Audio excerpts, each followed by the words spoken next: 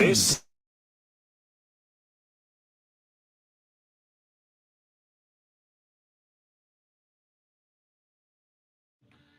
We'll find out.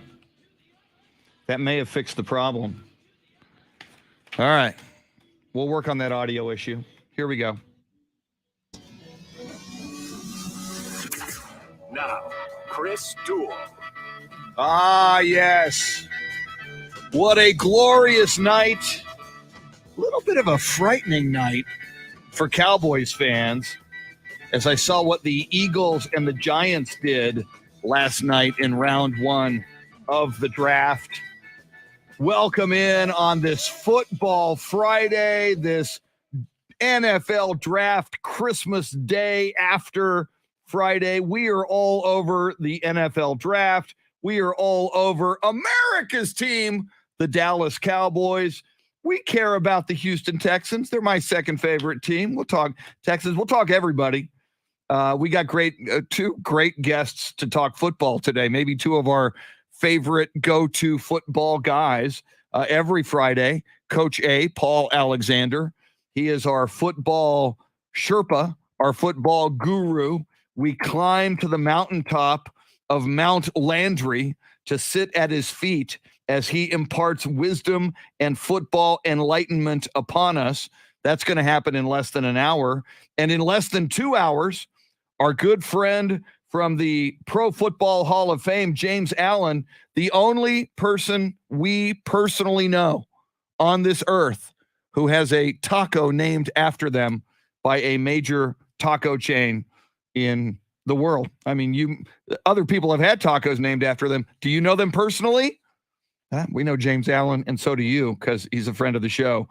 Welcome into the Chris Duel Show with Shannon, Salty, Sweeney, Jeremy KOLOK, your Soundscape stylist, the hardest working man in radio, chief meteorologist, and certified brainiac who got straight A's at Oklahoma State University. Shannon, Cowboys had a big need on the offensive line. They stay at 24. They get Tyler Smith out of Tulsa. Tulsa, not exactly known as a football factory, but Drew Pearson went there. So they got a good track record with dudes from Tulsa. How do you feel? I feel okay. I'll be interested to get the takes of both Coach A and James Allen. I'm going to ask him for a letter grade for that one, but I feel good. You know, there are rumors that the Cowboys are maybe looking to get, trade up. Were they going to go defense? Were they going to go offense? And I think it's the right move in that, we got rid of La'el Collins. Connor Williams went to Miami, even though he was a UT guy. He got flagged all the time, so I wasn't too disappointed in him being gone. But that is kind of the one area that Tyler Smith really needs to work on between college and the NFL is his flags. He got flagged quite a bit during his collegiate career, but some discipline, some due diligence, as the Dallas Cowboys would say, and he should be a good fit and will hopefully make an immediate impact for that offensive line. And Shannon, I know I'm weird, but, one of the aging guys on that offensive line, my beloved fellow USC alum, Tyler Smith, Tyron starts with T-Y, Tyler starts with T-Y. Both are 5-letter first names. All you got to do is change the Ron to Lur. I kind of like, we've not only had success with dudes from Tulsa, but we've had success on the offensive line with dudes named Ty Smith. So anyway, I think that's a sign from the football gods. I'm just saying. What is the jersey gonna look like for those guys now?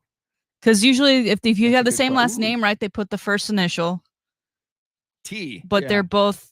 Sometimes they put the second T-Y. Can't do that. That's a great question. That I have not. I don't think anybody has posed that question yet since that pick was made last night, Shannon. That's a great question because we've seen that too. You've seen like the T Smith, when two guys have the same last name, and you've even seen a couple, like rarely, but a couple of times, if it's the same first letter of the first name, then they put the second letter, to T-A, T-O, or something. This is interesting. Do you just put the full darn name? What's their middle Tyler initial? And Tyron Smith. Middle initial? Wow. We got to go there? Yeah, that could be. We'll have to look that up. Hell, I don't know.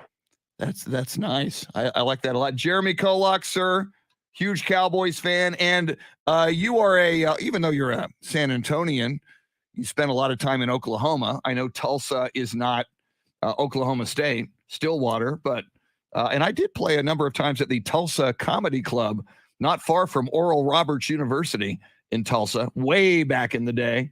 But what do you think of the Cowboys pick? Offensive tackle Tyler Smith out of Tulsa. And secondly, given your ties to the great state of Oklahoma, does it kind of warm your heart that a guy who played college football in Oklahoma is the number one pick of the Dallas Cowboys?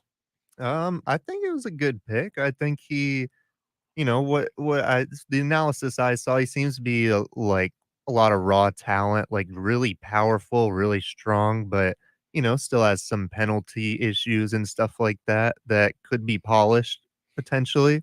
As far as the Oklahoma thing, I don't, it's university. I'll tell you, Chris, Shannon, the one thing I thought was really interesting, and I'm not sure this has even ever happened before, but we had a first round draft pick from the University of Tulsa, obviously, go to the Cowboys at 24. We did not have a first round draft pick from the University of Oklahoma or Oklahoma State. Whoa. Or, if I'm not mistaken, the Big 12 as a whole. Oh, my God. So kind of that's crazy. Weird year there. But shout out to Tulsa for that. Good for them. In any NFL draft, if you would have said, all right, I'm going to either bet on Tulsa being the only team out of Oklahoma, or even you can have all the Big 12 teams, or I'll take a team from the Big 12 in the first round of the NFL draft. I mean, probably we could go back to the beginning of the Big 12, and every other year you would have lost that bet.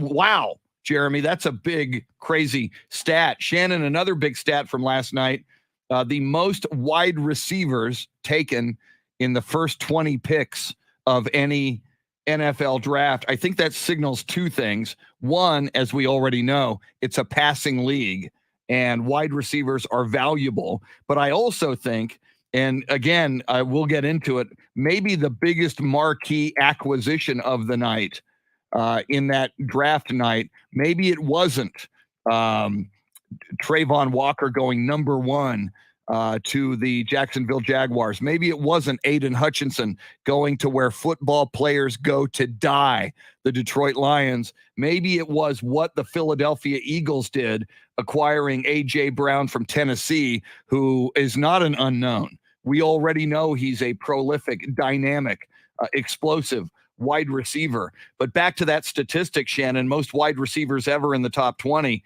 in last night's draft. I think it signals passing league, and second only to quarterbacks are wide receivers valued in this league. However, unlike quarterbacks, we saw Tyreek Hill change teams. We saw Devontae Adams change teams. We've now seen A.J. Brown change teams. And what Tennessee did, A.J. Brown wanted more money. So I want some Tyreek Hill money. I want some Devontae Adams money. Just like Deebo Samuel, I want more money. I'm a wide receiver. Show me the money. And I think what Mike Vrabel and the Tennessee Titans said was, you know what? You want all this money? Receivers are a dime a dozen. We'll ship you to Philadelphia because they're stupid enough to pay you $100 million. And we'll just draft some other wide receiver in the first round of the draft, which is exactly what Tennessee did. They took wide receiver Treylon Burks out of Arkansas with their pick at number 18. Shannon, I think what we saw last night, including the A.J. Brown trade from Tennessee to Philadelphia, is very telling of where we are in the NFL with respect to wide receivers. Yeah, and what wide receivers I think value as far as their career is concerned. To me, right now, it screams dollar signs. I think when you think quarterbacks, especially a Tom Brady, right, they value wins and championships. And to me, the Titans have been in recent years in a much better position as far as making the playoffs and getting a run in the playoffs than the Eagles, who are in that NFC least and have been, behind the Cowboys for recent years and their kind of struggles that they've had at quarterback recently. I saw a video, Jalen Hurts, quarterback for the Eagles, very excited to have A.J. Brown, as I think any quarterback would be. But it seems to me like in this case, he favored money over a team that could really make a run in the playoffs. And I kind of get that out of Deebo Samuels too, right? We've seen that the 49ers are capable of making it to the playoffs. They made it to the divisional championship game. So, now he's on the move and looking for a place that will pay him rather than a place that'll take him deep into the winter of the NFL. But we'll see. As a Cowboys fan, obviously it hurts a little bit to see them acquire such a great player, kind of knowing that, secondary is one of our weaknesses on the defensive side, and having to cover him twice a year now is going to be a challenge. But hopefully, throughout the rest of the draft, the Cowboys will address that and it won't be such a worry. Speaking of the NFC East, Shannon and Jeremy, not only did I see the moves made last night by the Philadelphia Eagles in the first round, and obviously part of the move was A.J. Brown, which, he may be the prize of the night for the Philadelphia Eagles. We'll see how these other players develop. But I look at the New York Giants, Shannon, who had the number 5 pick overall and the number 7 pick overall. With the 5 pick, they get Kayvon Thibodeau out of Oregon, the edge rusher, who, and I got it right here for the live video feed, was on the cover of Sports Illustrated, their draft issue, when they thought either Aiden Hutchinson or Kayvon Thibodeau will go number 1. That was before the last week and the big explosion of Trayvon Walker, who did go number 1 to the Jaguars out of Georgia. So the Giants get Kayvon Thibodeau, arguably a number 1 overall talent. And Shannon, for each of the last 3 weeks on his Friday hit with us, Coach A, Paul Alexander, has been saying the most talented player in this draft is Alabama offensive tackle Evan Neal. 2 picks later, with the 7 pick, the New York Football Giants get Evan Neal for their offensive line out of Alabama. So I think the Eagles and the Giants really improved themselves last night. Cowboys with Tyler Smith, I hope so, but I don't know yet. And you, both Shannon, both you and Jeremy talk about the penalty inclinations of Tyler Smith, how he is a raw talent, how he kind of needs to be developed. I kind of have the feeling this morning, Shannon, that since we last convened 21 hours ago, the Eagles are a little better, the Giants are a little better, and I'm not as certain the Cowboys are a little better. Obviously, they get help on the offensive line, but I think maybe the Eagles and the Giants stretch to a little bit better than the Cowboys improved themselves last night in the first round.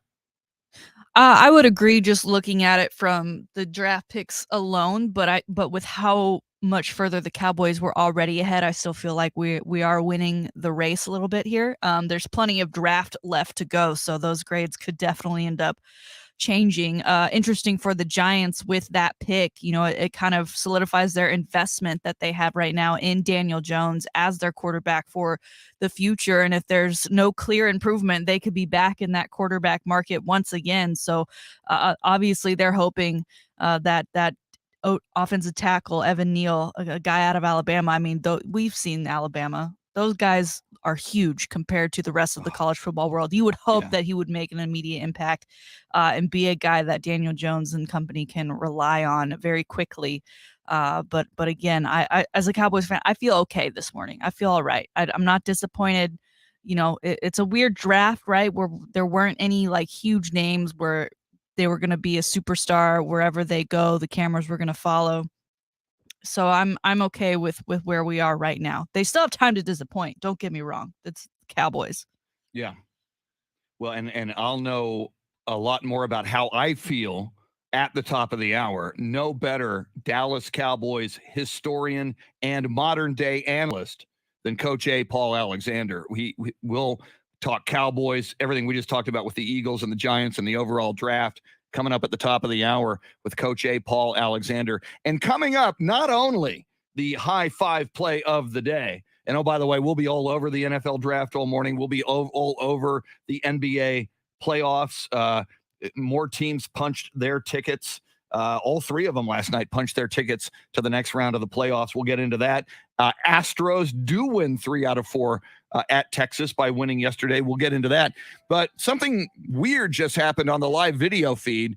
Anthony Del Toro said, "I just had a weird encounter in the sky."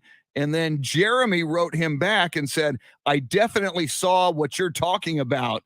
So something weird happened in the sky this morning on the way to work. We'll talk to Jeremy KOLOK about that. Did he have a close encounter of the third kind? Did aliens abduct him, take them to their spaceship, and do strange things with cosmic probes? I have no idea, and we're about to find out. That, the high five play of the day, and everything you need to know about the draft, including Aiden Hutchinson's mom last night. She did not disappoint. There's a song by Fountains of Wayne. Stacy's mom has got it going on. We need a remake of that song. Aiden's mom has got it going on. Lots more coming up. Paul Alexander, James Allen of the Pro Football Hall of Fame. Shannon, Salty Sweeney. That's Don Henley and the Eagles singing. Jeremy KOLOK is your space encountering soundscape stylist, with you till 9 on the Chris Duel Show.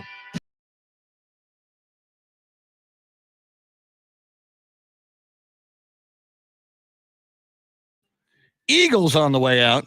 I have one of these buttons was not pressed, by the way, on my board at the top, so that's why you didn't hear me. I'm glad Steve Duraco and others told me about the sound issue, so thank you for that.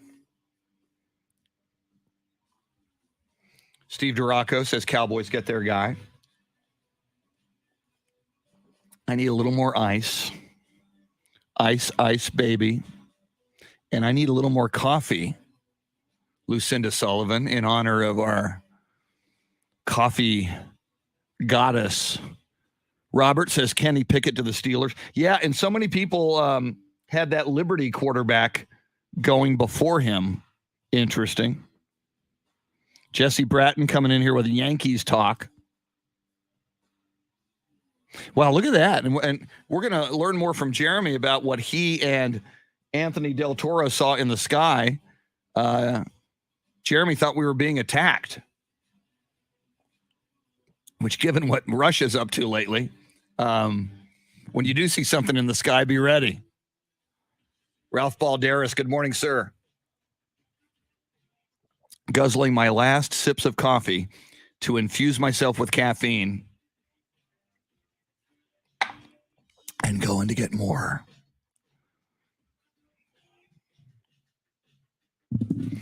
Thank you, Tracy. I will check that out, sir. While I go get more of my beverage, please welcome into the broadcast chair, Mr. Mike Taylor and the Mike Taylor Dancers.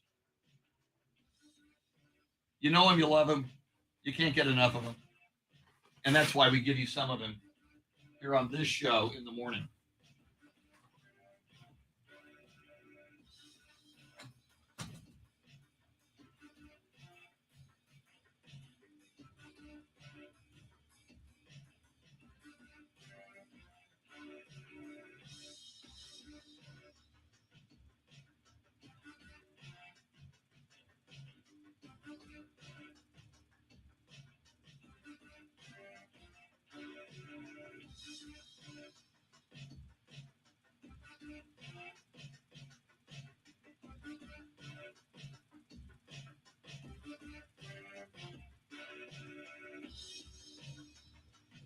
Mary had a little gnat, little gnat, little gnat. Mary had a little gnat that flew around her home.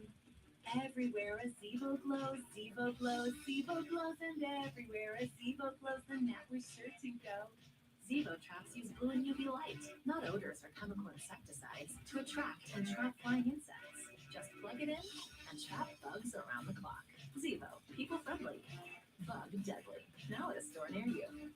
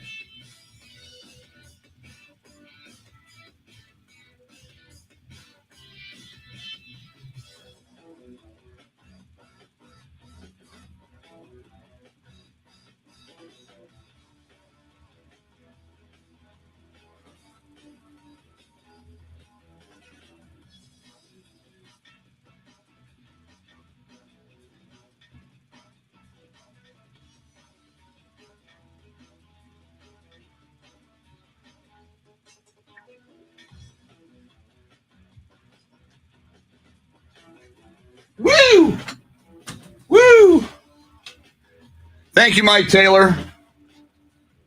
A fine human being and a credit to his gender.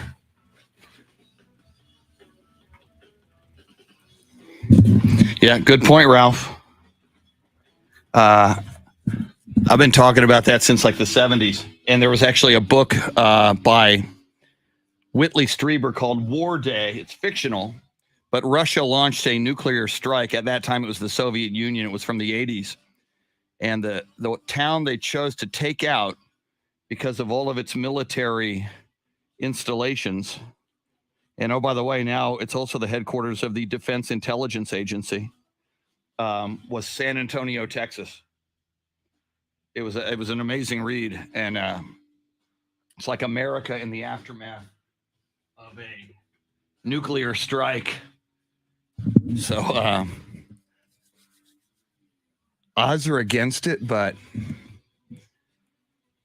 stay vigilant, everybody. That's all I'm saying. I did not know that. Mr. Ralph Balderas, thank you. Luisa Alanis, good morning. I got ice. Not George Gervin, but I got ice. See, Hector Gomez, there you go. There is no such thing as too much coffee, especially at this hour. Yeah. Someday, man, I'm going to get that coffee IV. I'm just going to have a little pole here with a little IV stand. It's going to go right into my veins.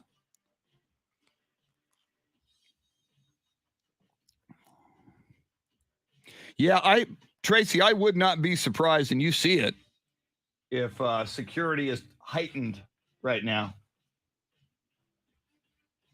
And the thing about Putin is he was raised in the Cold War. He grew up and was educated to vehemently dislike the United States. He was a KGB agent. And as we know, he was there when the Soviet Union fell. So when Putin came to become an adult and a KGB agent and the president of Russia, I mean, Russia was a superpower, and at least in their minds, from a power standpoint, they were equal to the United States. The reality might not have been that, but that was the propaganda, the dogma, and the belief among a lot of people. We've all heard that part of this invasion of Ukraine is to return the Soviet Union back to its greatness in the eyes of Putin. However, with all of these economic sanctions and with this war going badly for Russia, you push them into a corner, you push them into a corner, you push them into a corner. But what they do have is this insanely elaborate nuclear arsenal. So, you know, you back a dog into a corner and the dog might just bite just out of desperation. So on that happy note, good morning, everybody. Let's talk NFL draft. O.M. Garcia, good morning. Welcome in. Nice. That looks like a sunflower emoji. I haven't seen that emoji. It's a cool emoji. I like that. Jason Paniagua, buenos dias. Solamente 7 días until Cinco de Mayo, when we do this entire radio program en español. Muy magnifico radio show with special guest Manu Ginobili and Paul Castro from Spurs Spanish Radio.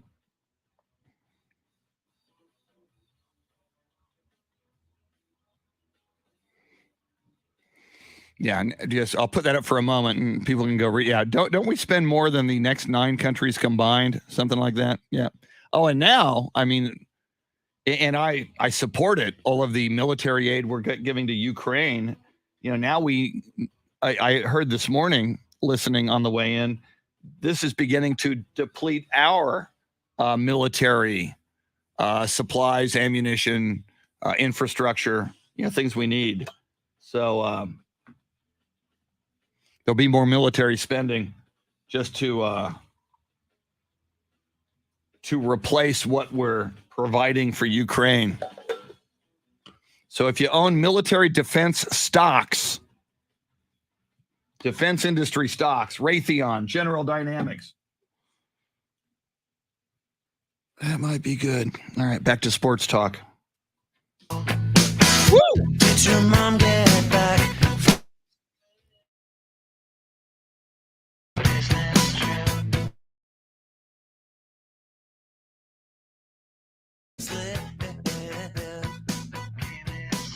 You know I'm not the little boy that I used to be.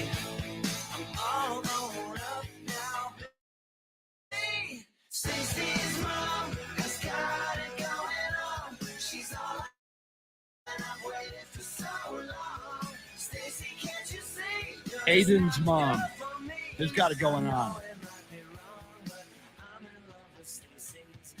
We send that out to Aiden Hutchinson's mom, who's got it going on our first album that Shannon, Jeremy, and I release. We'll go into the recording studio probably in June. We will remake Stacey's Mom by Fountains of Wayne, Aiden's mom, and the video is going to be great. We're already emailing Aiden's mom to see if she would like to star in the music video of one of the big hits off our first album coming up in June. Look for that, and look for our concert tour starting at the White Rabbit off St. Mary's Street in San Antonio. Chris Duel Show with Shannon, Salty, Sweeney. All right, we're going to talk NFL draft. We are going to have a high five play of the day, I think. Gosh, I'm so far behind. Shannon, do we have a high five play of the day? Do we? Yes. I don't even know. Hell, I don't know. Oh, okay, good. That's a good sign. All right, speaking of signs, before that, Shannon, how about a sign in the sky? I'm minding my own business like everybody else during that first segment, and I see Anthony Del Toro say, just had a weird encounter in the sky. And apparently he videoed it. And then I see Jeremy answer Anthony Del Toro, I definitely saw what you're talking about. And then Jeremy says, my first reaction was to immediately tune into WOAI to make sure we weren't being attacked or something. Jeremy KOLOK, what the heck is going on? What did you see in the sky on the way to work this morning?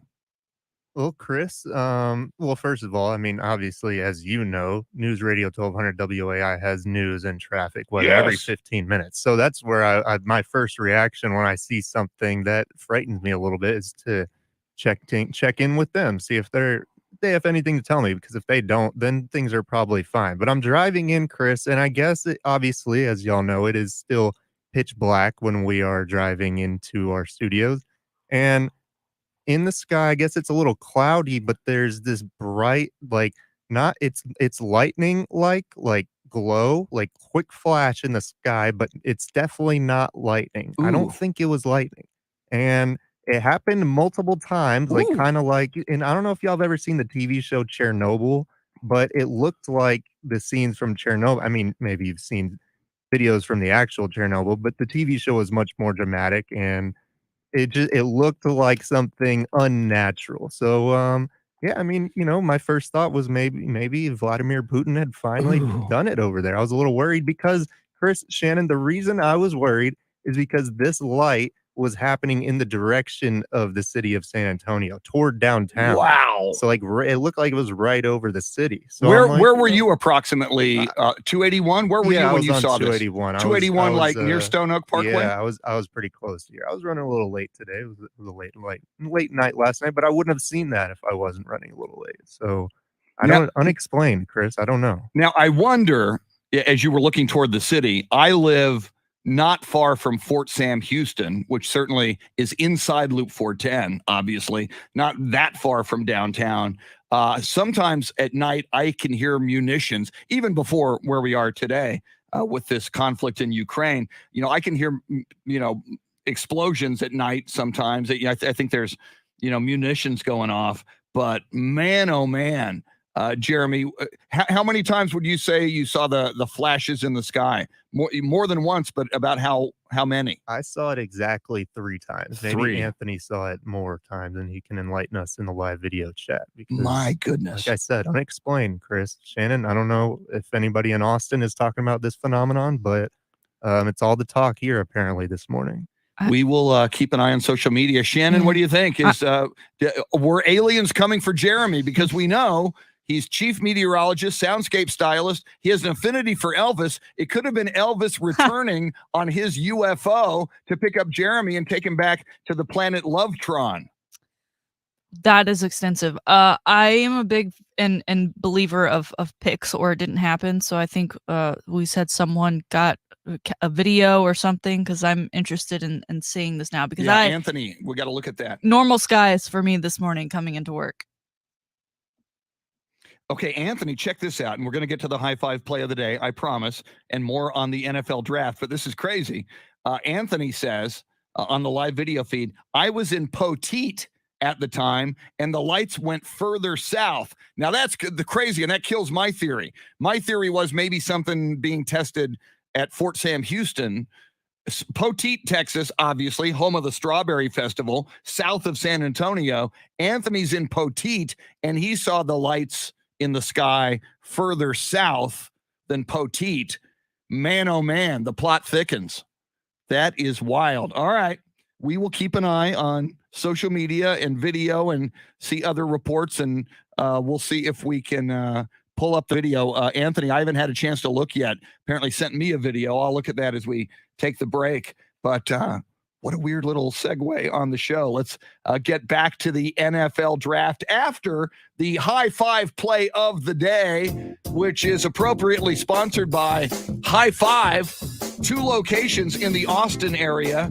And especially, man, you could go big screen TVs everywhere. You could watch the NFL draft, NBA playoffs, this weekend, USFL football, whatever you want, baseball.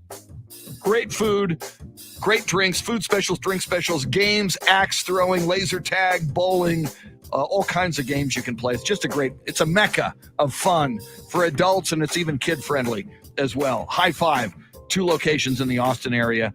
Shannon, Salty, Sweeney, I don't even know who gets the high five this morning. You've got the knowledge. You've got the power. Who's getting the high five? Well, obviously, we just experienced the first round of the 2022 NFL draft from Vegas, and a high five to all of those guys for seeing their dreams come true last night. More will be made this evening and into the weekend. But I wanted to talk a little bit more about Tyler Smith. Obviously, becoming a Dallas Cowboy would be huge for anyone, right? They are America's team. You will get more visibility as a offensive tackle than you will for some probably wide receivers, quarterbacks, and running backs for other organizations, just because you have that star on your helmet. So that is huge. And what we love about the draft are the stories that come along with them, and a lot of stories that you may not have heard about before, even if they were big time names at their former school. So we've just got some audio for you to listen to Jerry and company and the story of Tyler Smith. Jeremy, let's play the audio of him getting the call from Jerry to start here. This is when his life changed last night. Tyler, Yes, sir. can you get to Dallas from Tulsa? I absolutely can. We're fixing to turn your card in, and as of this moment, you're a Dallas Cowboy. Thank you, sir. It's an honor. Thank you. You've sure impressed a lot of guys in this room. You're coaches to be, and I want you to know something. You beat out 2 or 3 really good players here. I appreciate it, Coach. You're going to get everything. I promise you that. Whoa! If you heard, he called Jerry Jones coach. So that's good. He already gets it. Everything goes through Jerry at the Dallas Cowboys organization, right? Most of the time, it's a coach calling the draftee, and not there. It's Jerry. But Jerry knows what the people wants, and who wouldn't love a phone call from one Jerry Jones? After Tyler Smith was announced as the Cowboys draft pick, Ian Rappaport, who was doing NFL Network coverage for the draft, reported something that I don't think a lot of people knew. I certainly didn't know. But Tyler grew up with Blount's disease, and it's, they believe that you would not become an NFL player if you had something like this. So we've got that story here for you as well. Rich, the Cowboys took a hard look here at Tyler Smith's medical. He had a condition called Blount's disease that affects the growth plates around his knee. He was bow-legged until high school. Then the doctors had to put his legs in cages, re-break his legs, and let them heal properly. Teams took a hard look at this. They deemed him fine, no issues going forward. Cowboys have a new tackle. Crazy backstory for anybody who becomes a professional athlete, but high five to Tyler Smith as he becomes a Dallas Cowboy. Welcome to Cowboys Nation, sir. We are happy to have you. And you got to love as well, Tyler Smith grew up in Fort Worth, Texas. First of all, I love Jerry Jones. First thing he asks him, Tyler, can you get down to Dallas from Tulsa? Yeah, that's a pretty quick drive. But Tyler Smith went to North Crowley High School in Fort Worth, Texas. So I got to believe he grew up a Cowboys fan. So in addition to everything else, he gets to come home. As you mentioned, Shannon, with that audio bite, I had no idea that he had that disease and had to overcome that. All the more extraordinary. You think of all the kids in school who want to play football, and they start playing football on any level, Pop Warner football, middle school, and then high school, then college if you're really good and really lucky, and then all of those college teams. How many can get to the NFL and get drafted, and then to be drafted in the first round, and then if you're a kid from Fort Worth, and we'll find out soon enough, I'm pretty sure I can imagine he's a Cowboys fan, to be drafted number 1 by the Dallas Cowboys. That's so cool. I saw a post, and I'm sure he'll talk about it, Shannon. Coach A, Paul Alexander, who joins us in less than 15 minutes, he posted on Facebook that, he gets misty-eyed during this draft every year because you're seeing young people's dreams come true, and they have worked so hard since they were kids to make this happen, and to get to this level, to be a first-round draft pick, you've got to be exceptional. You got to be dedicated. You got to be disciplined. You've got to overcome adversity. And Shannon, as you just described, Tyler Smith has certainly overcome a lot of adversity. So now, Tyler, congratulations. Now, come on. Let's get to a damn Super Bowl. It's been like 26 damn years. Yeah. I don't want to die before the Cowboys get to one more Super Bowl. Come on, Shannon. I got needs. I know it's about Tyler and the Cowboys. It's also about me. I got needs. I need a Super Bowl for the Cowboys. Now, you noted how Jerry asked him to start things off if he could get to Dallas from Tulsa.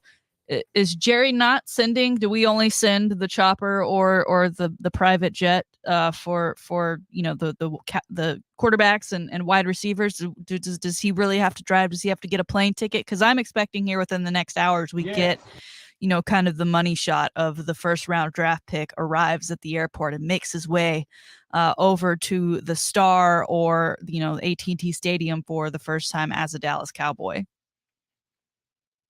Two things. Number one, we learned yesterday that 27-year-old sex worker at the chicken ranch was willing to send a limo. I know from Las Vegas to the chicken ranch, not nearly as long as Tulsa to Dallas, I'm assuming. But I mean, if she can send a limo for the number 1 overall draft pick, which we have not heard yet if Trayvon Walker, the number 1 overall pick out of Georgia with the Jacksonville Jaguars, whether he took her up on that offer. She was willing to offer free services plus a limo ride. And even if he's busy last night or this weekend, she can, they can reschedule. But Shannon, I mentioned this to somebody earlier this morning.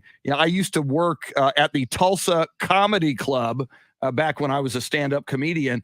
And at the last night of the run on Sunday nights, instead of staying in Tulsa for the night, I drove back to San Antonio. I wanted to get home to my wife. So I've driven overnight from Tulsa to San Antonio. I think I got into town maybe 3, 4 in the morning. Maybe might have even been, the sun might have actually been up, but I don't know. So it can't be this better than I do, Jeremy. The geography of Oklahoma and the drive into the great state of Texas across the Red River from enemy territory into the promised land. Off the top of your head, how long do you think it would take to drive from Tulsa to Dallas?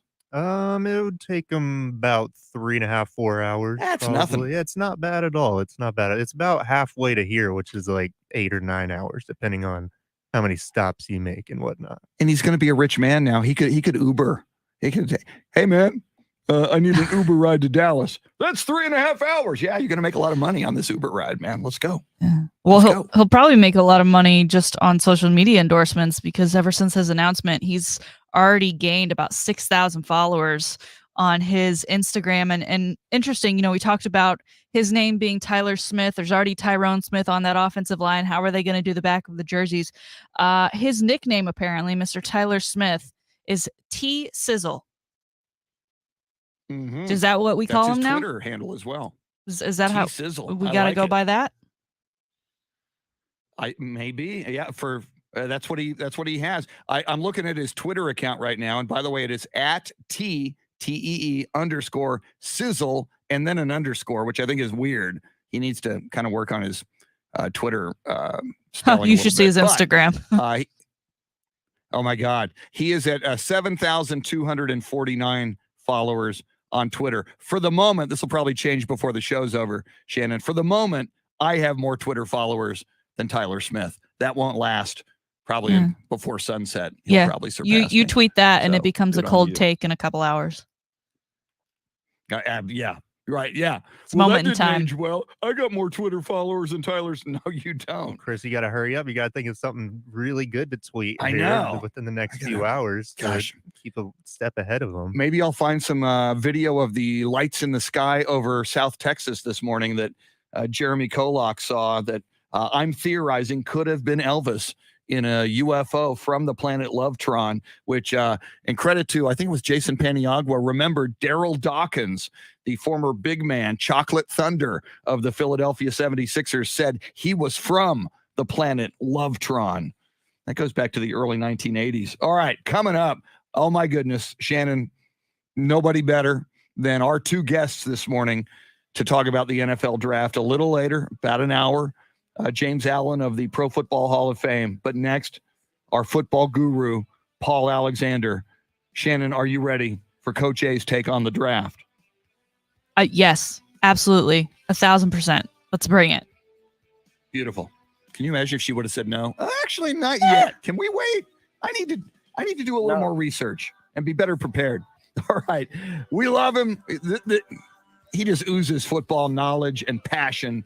Coach A, Paul Alexander of RadicallyRational.com, going to join us next. We're all over the NFL draft. We will dive into the NBA playoffs. Shannon's Salty Shakedown, sports history, sports birthdays as well in the 7 o'clock hour. Sports update at the top of the hour. Lights in the sky over Texas this morning.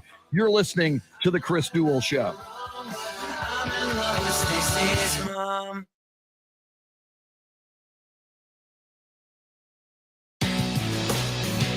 Had you heard of that song before I referenced it? Okay. Okay, look at this. Shia White, your videos help me to sleep. Shia, we're here to help. If I might have to start marketing these videos as sleep enhancing videos. Then Shia wrote, take that as a compliment. Okay, I do. Very funny though. And Shia, any way we can help, we're happy to help. That's what we're here for. Beth Settle, good morning. Go down the roll call here. When you woke up this morning, I can take my before you headphones knocked over off. your water, feeling around That's a beautiful thing. or stumbled to the bathroom to put it in Let's see. contact. We have Tracy Bogert this morning. We've got Steve Duraco. We've got Anthony Del Toro. Instead, what if when you woke up, you saw a world We got Hector Gomez. bright and clear? We got It's Jeremy possible. KOLOK. I know him. Racing Plus. Lucinda Sullivan, the queen of coffee emojis, of which I still got a little left. The expert medical teams at Racing Plus. LASIK only takes I need to heat that up. medications back to normal activities the next day. So don't wait. Make your mornings Robert, welcome in. LASIK Plus. I still got to figure out how to pronounce your last name, Robert. So instead of butchering it, I just say Robert. Robert E, maybe. That's how I'll go on that. Jesse Bratton, good morning. Ralph Balderas. LASIKoffer.com. The patient's choice for LASIK. I think I did see Hector Gomez with a great point. There's no such thing as too much coffee at this hour. Luisa Alanis, a huge Texas Longhorns fan. She went to see the Longhorns play baseball just recently. Jason Paniagua, I think I said hello. O.M. Garcia, welcome in. James Rippey. James Rippey, when Ukraine broke away from the Soviet Union, they had a few ICBMs under their control, and the United States convinced them to give them up for disarmament. And as predicted back then, Ukraine has been invaded. Yeah, sucks.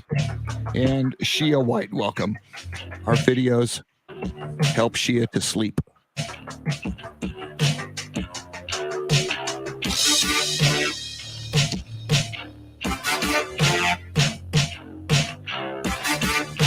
All right. John Nieto is in the house. Hey, John, hook 'em horns. I was in the Longhorn band. How cool is that? What did you play, John? John, I was in the Glen Oaks Elementary School and the Pat Neff Middle School band. I played saxophone, alto sax. Just saying. Anthony, lost y'all by Mathis through the airwaves. Well, Johnny Mathis will do that. But his song Chances Are. Johnny Mathis was a track and field athlete at USC. A lot of people don't know that. A lot of people don't know that. Look at my Paul Alexander photo ready to go. Suitable for framing. You know him, you love him. You can't get enough of him. Paul Alexander.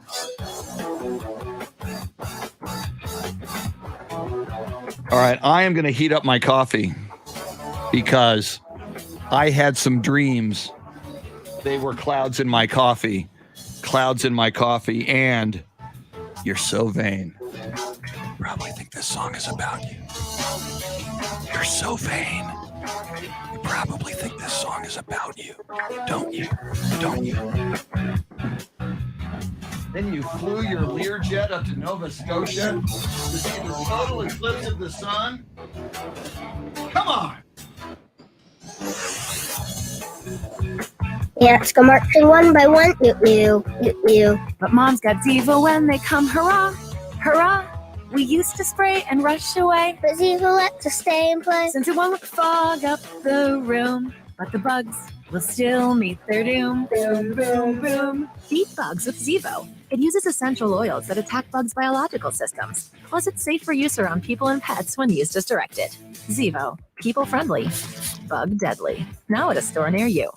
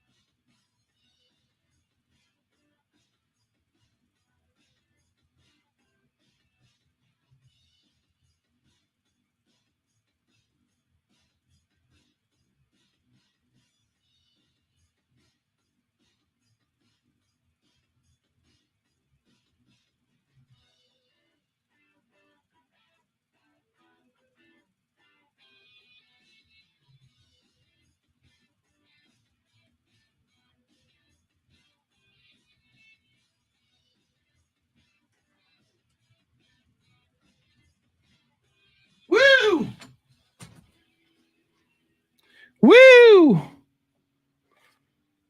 Woo!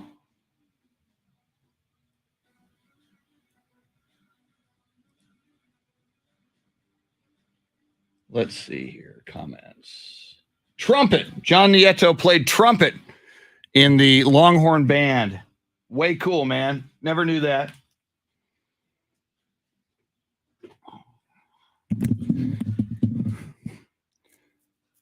Woo!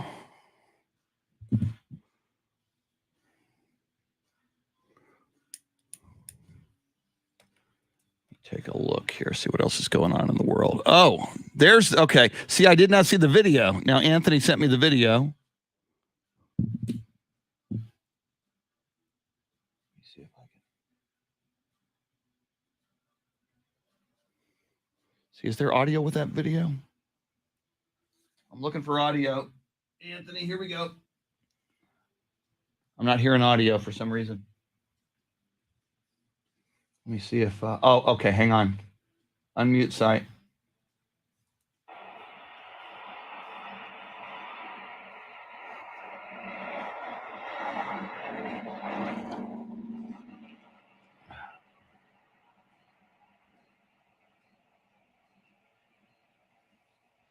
Anthony sent me a 2-minute and 34-second video of the lights in the sky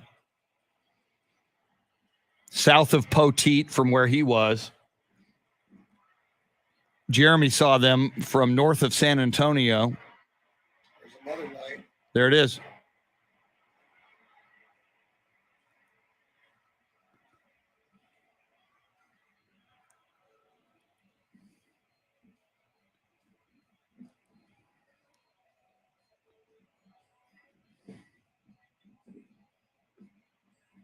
There it is to the left. Just pops up.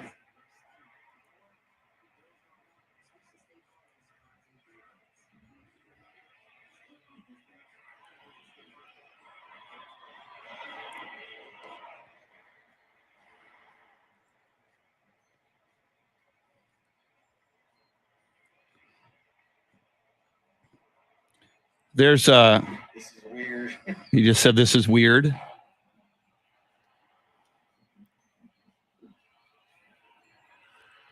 And it disappeared. And then it disappeared.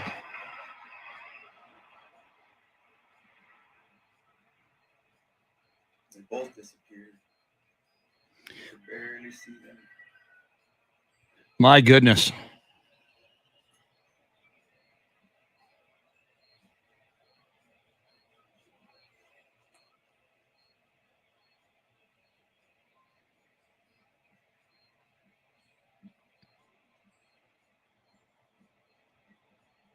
There he is again.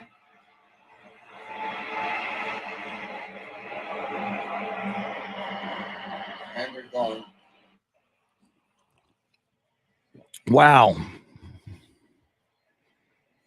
Ralph Balderas with a theory. Lights are acting weird out there.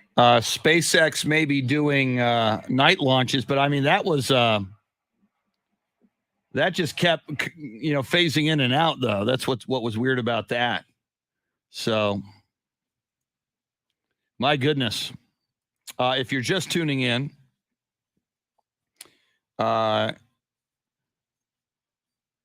reports this morning from Anthony Del Toro down around Poteet and Jeremy KOLOK on his way to work here of lights in the sky, flashing lights in the sky. From Jeremy's perspective, they were toward downtown San Antonio, but Anthony was south of San Antonio, closer to Poteet, and he said they were south of Poteet, Texas. My goodness. Little excitement this morning.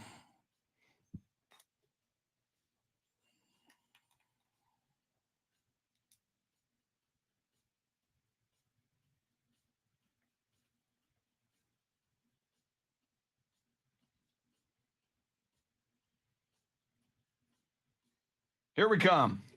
Paul Alexander to join us. Coming back. He's ready. Cool, man. Thank you. All right. I mute for a moment due to our evil Facebook overlords, destroyers of all that is good. They want to. This is the Chris. They want to block this video if they hear more than 15 seconds of music that they contend does not belong to us. We're a radio company. We've got the ASCAP and BMI rights to these songs.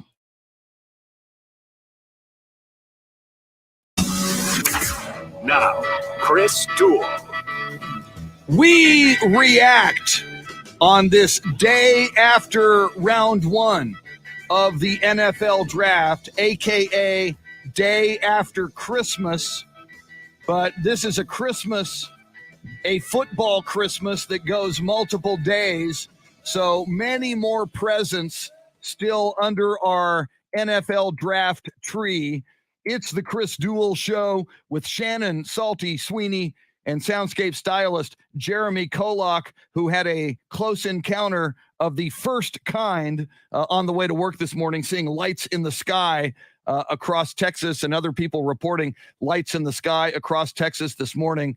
But what's more important, the possibility of aliens visiting this world or NFL football and the NFL draft? Clearly, the NFL draft is much more important. So that's what we will talk about now with our guest.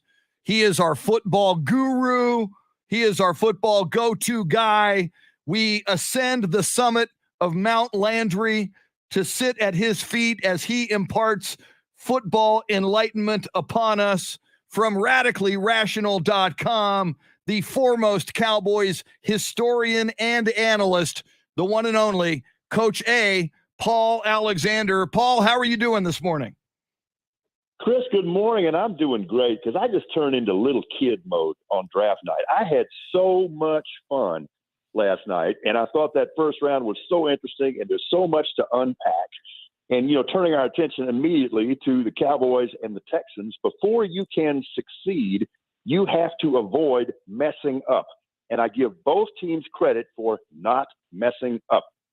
Beautiful.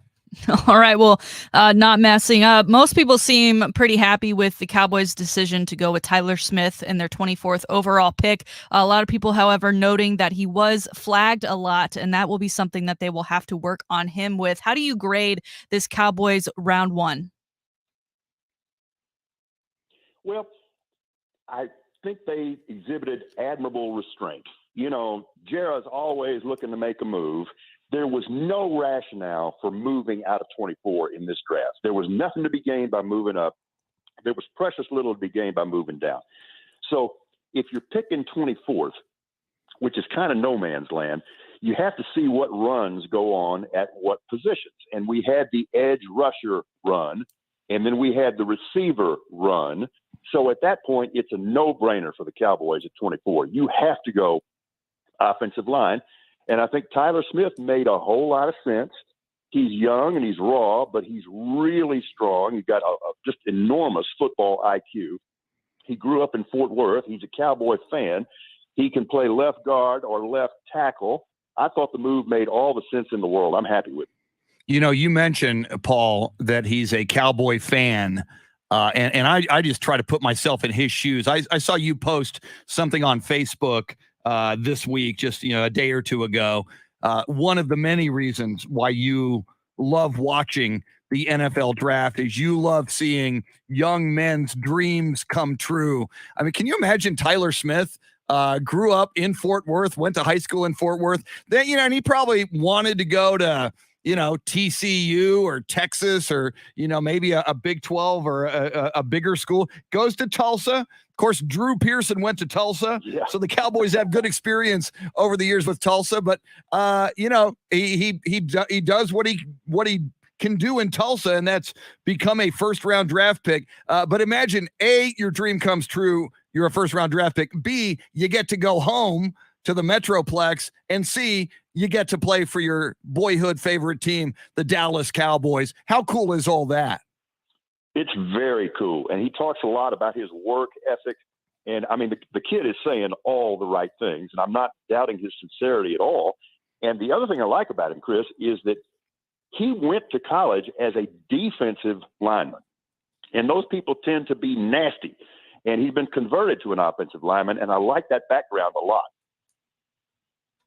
Well, Paul, as many guys that are getting drafted throughout these next couple of days, there were guys who were already on teams that made moves yesterday. A.J. Brown goes to the Eagles, and Marquise Brown, a.k.a. Hollywood Brown, goes from the Baltimore Ravens to the Arizona Cardinals. Baker Mayfield is now trending this morning because he was not dealt. Do you foresee him potentially getting dealt sometime this weekend as part of this draft? That could happen, and it would make more sense happening on Friday or Saturday than it would Thursday. So we'll keep an eye on that. So, yeah, we've got some weird receiver moves.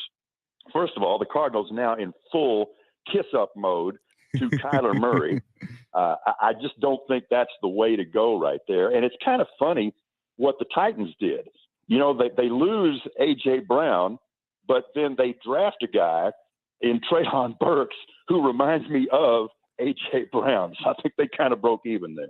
Well, and Paul, to that point, and you mentioned wide receivers, and last night more wide receivers were taken in the top 20 than ever before, top 20 picks in the first round than ever before in the NFL. And I just, when I see what the Tennessee Titans did, as you mentioned, deal A.J. Brown to the Eagles, wide receivers now all show me the money. You know, Tyreek Hill wanted more money, winds up in Miami. Devontae Adams wants more money. He goes to the Raiders. Deebo Samuel wants more money. What the Titans did, you know, A.J. Brown wanted more money. It's like, all right, somebody's willing to pay you the money. We're not. That would be the Eagles. They'll give you $100 million to play wide receiver. And then, as you mentioned, the Titans draft Treylon Burks, wide receiver out of Arkansas. Is this kind of the new way maybe that NFL teams are going to do business? I mean, the Cowboys jettisoned Amari Cooper because you would have had to pay two wide receivers a lot of money. You're going to have to soon pay CD Lamb a lot more money when the time comes. Are wide receivers kind of a dime a dozen? Can you go get a rookie on a rookie contract now and let go of your high-priced veteran wide receiver? Well, I think, Chris, you're dead on. And I think that's the way a lot of teams are doing it now. And part of this is just the evolution of the sport, because college football has evolved such that you're seeing much more skilled and polished receivers coming out of college than you ever have before. So they're able to play earlier. So teams are aware of this. And you mentioned what the Titans did. They kind of kicked the can down the road. You know, that they solved the problem with A.J. Brown. And at least for a couple of years on that rookie contract, there is no problem with Treylon Burks, and you got essentially the same guy. And, yeah, I think that is an open strategy, and I think a lot of teams are going to do that. You know, we're talking about the wide receivers. I was a little surprised, and in saying this, I'm not knocking the guy. I like all the receivers that were taken last night.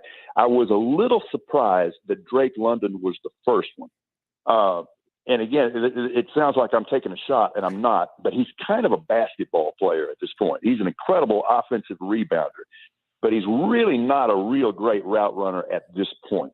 So that surprised me a little bit. And then the coldest thing I have heard, I was laughing for about 30 seconds before you guys called.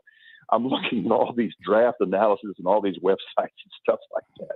You have the Penn State receiver, Jahan Dotson, who I really, really like. And he ends up going to the Commanders. Oh. And whoever wrote this snarky review said Jahan Dotson had to track a lot of really poorly thrown balls at Penn State, so he'll be real comfortable around Carson Wentz. That's the coolest thing I ever heard. Beautiful. That's rough. Coach A, the Pittsburgh Steelers had the 20th pick last night. They took quarterback Kenny Pickett, also known as Tiny Hands. During the post-draft presser, Coach Mike Tomlin said that there'd be an open quarterback competition with Mitch Trubisky as well as Mason Rudolph and Kenny Pickett. But, you know, Kenny Pickett, a big name in this draft as far as big names are concerned here, and played for Pitt. I think he's already got the fan base won over. And as a first-round draft pick coming into the league, you would think that maybe he would be given the benefit of the doubt for that starting position. Do you see any sort of shakeup in which he would not be the starter for Pittsburgh next year? I think he might not be the starter to start the season. But along about Thanksgiving or before, that's what you're going to see. And here's the thing about this year's quarterbacks. It's very unusual to have one and only one quarterback taken in the first round. And I think they kind of got it right. You know, if you don't view a player as having first round value, it's hard to justify drafting the guy just because he's a quarterback. I think the quarterbacks available are interesting. I don't think there's a sure thing in the mix, and that includes Kenny Pickett. But among all of them, I think he's the least likely to blow up in your face. I mean, he's experienced. He handles himself really well. That'll be a good competition between him and Trubisky. I actually still think Mason Rudolph has some talent, so we'll see what happens there. Now, what's really going to be fun is to see what happens with the quarterbacks tonight. Absolutely. And to your point, Paul, I was looking at Sports Illustrated's mock draft. They had Liberty quarterback Malik Willis going number 6 overall in that first round to the Carolina Panthers. And as you point out, only one quarterback, Kenny Pickett, goes at 20 to the Pittsburgh Steelers. Talking NFL draft with Coach A, Paul Alexander of RadicallyRational.com. Paul, back to the Cowboys for a moment. As we move into round 2 and beyond, Cowboys addressed the offensive line with their pick of Tyler Smith at number 24. What do you think is next? Defensive line with the loss of Randy Gregory. Where do you think they'll go next, and where would you like them to go next? Well, they got pressing needs in the defensive line for sure. It's possible they could get another offensive lineman. And, you know, we talk about these star receivers that went last night, and they're all good. I love every single one of them. But this is an exceptionally deep draft for wide receivers. So we may see them take a receiver tonight as well. Now, do you feel anything towards the Packers and they're continuing to not draft a wide receiver? Because a lot of folks felt like Aaron Rodgers, you know, they got him to stay, but they still got rid of Devontae Adams, that he needs a guy that he can lean on to make those big plays. And they once again go a different route there. I am laughing just because the Packers start their OTAs on Monday, like, 3 days from now. Don't you know Rodgers is just absolutely burned about this? I did hear David Carr make a snarky remark this morning. He said, well, at least they didn't draft another quarterback. But Aaron Rodgers is not going to be a happy camper at all. Yeah, I heard that he was even squawking last night about the Devontae Adams trade, that he didn't see it coming. And so I imagine he'll make noise throughout this weekend. One of the many things to keep an eye on throughout this weekend of the NFL draft. Paul, as a Cowboys fan, I see what the Eagles did. They get A.J. Brown. They bolster their wide receiver core. That's got to help them, I believe. But what really scared me as a Dallas Cowboy fan was seeing what the New York Football Giants did with their first 2 picks. They, with number 5 overall, they get Kayvon Thibodeau, the edge rusher out of Oregon. Some people had him going number 1 overall, and 2 picks later at number 7, a guy you have been very high on, Alabama offensive tackle Evan Neal. Looks to me like the New York Giants really upgraded themselves last night. What do you think?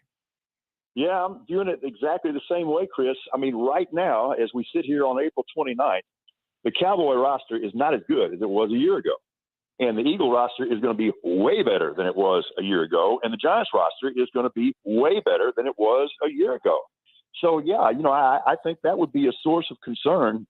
When talking about Evan Neal, he was a victim of what I think was one of the dirtiest tricks that I've ever seen or heard about in the NFL.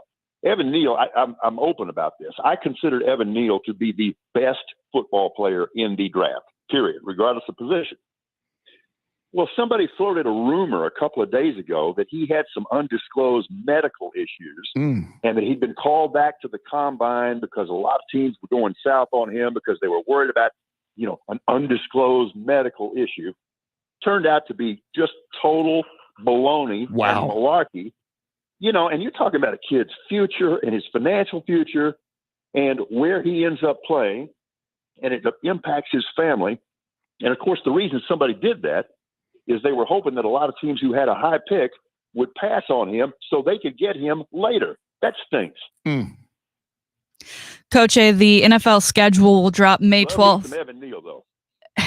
And the the NFL is giving us tea leaves as to a couple of games that will be played here and there. Last night, they made the announcement that Thursday Night Football will actually kick off week 2, September 15th, and that game on Amazon, the new era of Thursday Night Football, will begin with the Chargers versus the Chiefs. What do you like about that matchup and for them kicking off, like I said, the new era of Thursday Night Football? I'm on fire just hearing about it. Chargers, Chiefs, you can't do any better than that right now to start a season. I mean, those two quarterbacks going at it, I mean, that's absolutely wonderful. You know, the NFL has just been so proactive, and they really have had some vision here because, you know, for a long time you had the baseball hot stove league, but there were times in the calendar year where you just weren't hearing all that much about the NFL. They've done such a wonderful job now of creating these fence posts where they've got events and things to look forward to all year long, and they get these matchups right. I mean, Chargers, Chiefs, yeah, I'll have another, please. That's great. And if we got just here just a second here, I thought the Texans killed it last night. I thought the Texans killed it.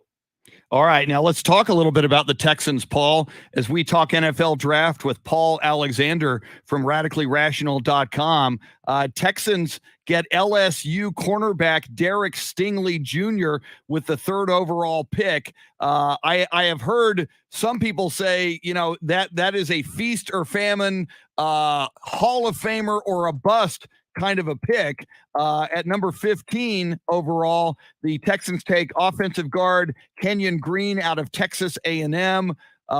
So, Paul, talk to me about why you think they killed it and why you're not concerned about LSU cornerback Derek Stingley Jr. I'm not concerned because it was Lovie Smith who made the pick. And we, meaning I, should have seen this coming.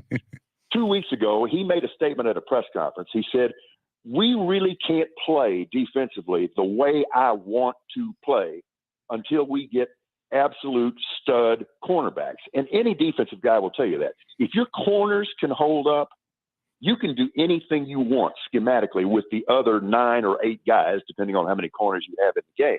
But if your corners can't hold up, you got to play plain vanilla and keep them out of trouble. So I should have seen it coming. They'd go after a corner. I'm actually okay with Stingley. I know he's got a little bit of an injury history. There was some concern that maybe his play had fallen off a little bit last year. But if that's the guy Lovey wanted, then that's about all I have to know. So I thought that was great. And then when the Texans made their second pick at number 15, I came out of my shoes. Ever since the Combine, I've just been fascinated with Kenyon Green, and I've tried to get a hold of as much video as I could and watch him. And what's not to love? He is big. He is incredibly fast. But more than that, that dude is just nasty. I mean, he's just foul. I love it. I thought the Texans just knocked it out of the park last night. Coach A, Paul Alexander with us on the NFL draft. Finally, Paul, I mean, obviously, clearly, you watch all rounds of this draft very discerningly. You mentioned quarterback is going to be interesting, as only one quarterback, as we discussed, Kenny Pickett of Pittsburgh, taken by the Steelers at number 20. As we move into round 2 and beyond, what other storylines intrigue you, and are there any other players sitting out there that you're very intrigued by where they might wind up? Well, you're talking about them for sure, and it's a quarterback-driven league. And there are no sure things out there, but there are some interesting guys. I understand why people are attracted to Malik Willis's skill set. It's fascinating. He's very raw, but I get it. Matt Corral's got some very good qualities. My concern there would be he has a very slight frame, kind of like Josh Rosen, and Rosen just couldn't take the pounding. That would be a concern. Desmond Ridder is a smart player, and he is a really, really tough competitor. So he's another one of those guys that I would tend to trust. I don't think he's totally going to blow up in your face. I've always really liked Sam Howell out of North Carolina, but he's rough as well. The guy that I think may be the diamond in the rough, and it's really unusual for me to say anything nice, about a Notre Dame player, but Jack Cohn may end up being a better NFL quarterback than he was a college quarterback. I would keep an eye on him. Man, so much to pay attention to in these coming rounds of the NFL draft. He is Coach A, Paul Alexander of RadicallyRational.com. And Paul, I've just looked at your morning video from Radically Rational. You are wearing a Chicago Bears, Da Bears t-shirt this morning on the video, talking about draft heaven. So many great features at your website, RadicallyRational.com. Tell the people what they'll find there this morning. Yeah, first of all, I just thought the Bears needed a little representation, of some kind. So that accounts for that. But I'm telling everybody, but with the daily video and the blog, man, if you think you're getting anything heavy from me today, you're going to be disappointed. This is all football all the time. Boys just want to have fun. So the draft analysis blog is already up. The daily video is already up. We did a podcast recently with one of the nation's top sociologists that I hope you'll check out.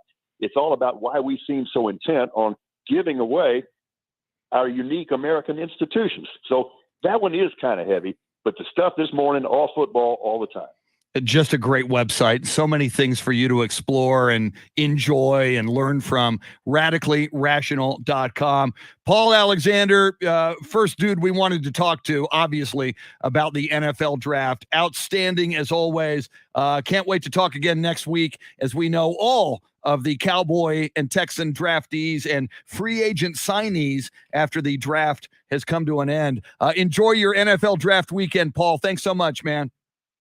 Chris, the highest compliment I can pay you guys is I had as much fun this morning with you as I had with the draft last night. Oh, my goodness. We know what that means. We'll take it. Thank you so much.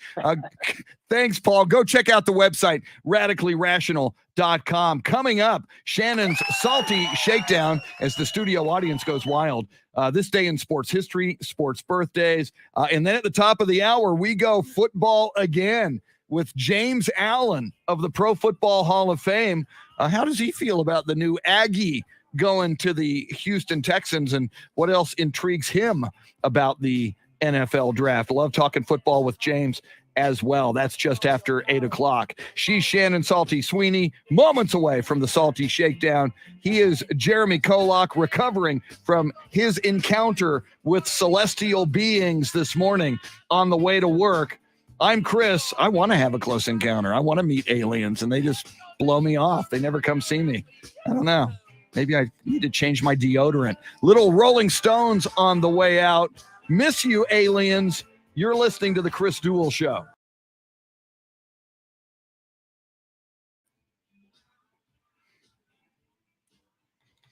Jeremy playing Miss You by the Stones from the Some Girls album. I believe 1977. Could have been 78. I think it was 77. But that's why God created Google, so we can know those things. All right. Do I want more coffee? Do I? That answer is usually yes.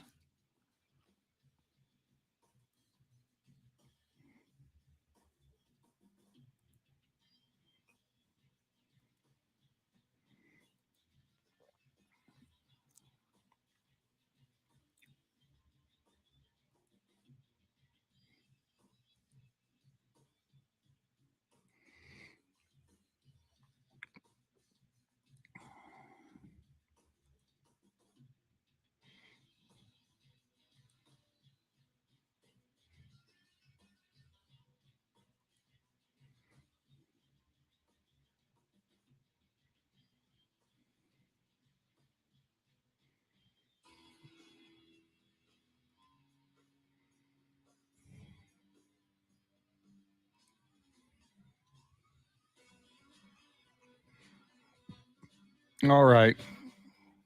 Yeah, I should go get coffee. All right, John Williams. You know, Shannon's not going to like that. She's a Mavericks fan.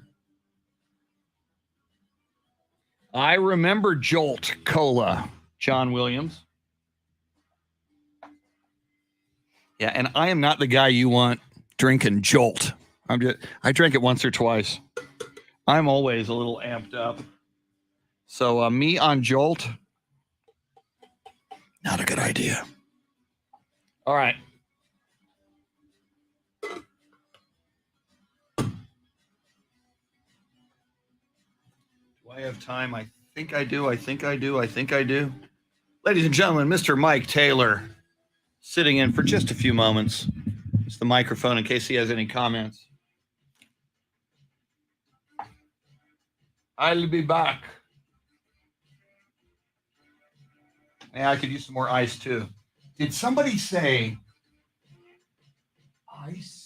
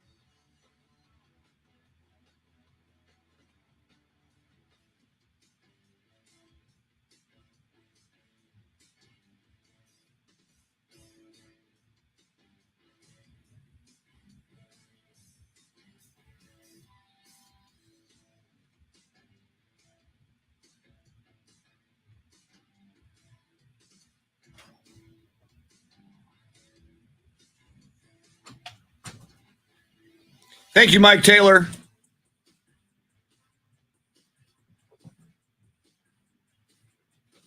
Four to 7 weekdays. Mike Taylor. There you go. Joe Leal. Coffee is the lifeblood of workers. I'll drink to that, Joe. Welcome in. Welcome in, everybody else.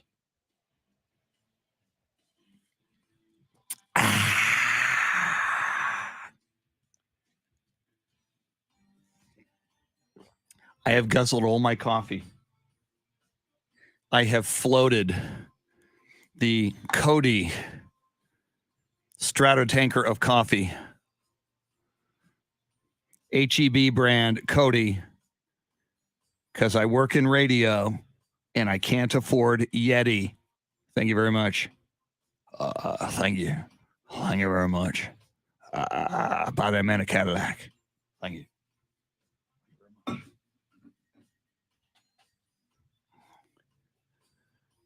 Did somebody say ice? Woo! Woo! All right. Where's my sports history and sports birthdays? There it is. This day in sports history, sports birthdays. And I write on there like I'm going to forget. And I might, knowing me. 7:35. See, George Allen, Jim Hart, Jim Ryan, Johnny Miller, Dale Earnhardt, Andre Agassi. And we have Steve Duraco saying good morning to Lucinda Sullivan, and Lucinda Sullivan saying good morning to Steve Duraco. Very nice. And we've got Luisa Alanis saying, ice, ice, baby. Ice, ice, baby. Woo! Give me some of that ice. Did somebody say ice? Uh-huh. Uh-huh.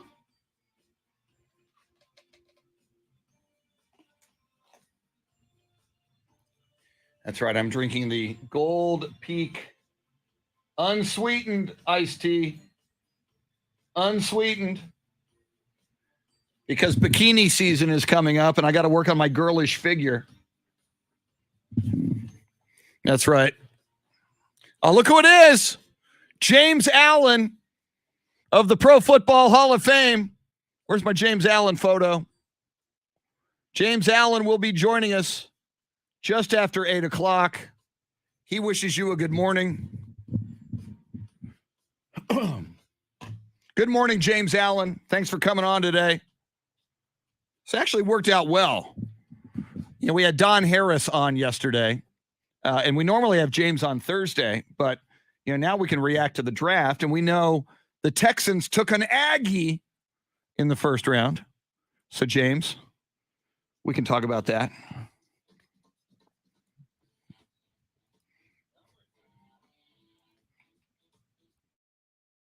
Let's get back to the Chris Duel Show with Shannon Salty Sweeney. Find Chris and Salty on Twitter at Chris Duel and at Shannon B. Sweeney. LaGrange. They got the chicken ranch in Nevada. Texas used to have a chicken ranch in LaGrange.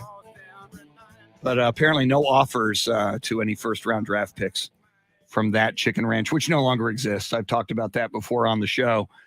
It was renowned in the state of Texas. And the Broadway play that later became a major motion picture starring Dolly Parton and Burt Reynolds, based on that chicken ranch in LaGrange. And it's the name of a movie. The name of the movie was The Best Little Whorehouse in Texas. Excuse my language. Thank you. Exactly. Is that Peyton Manning?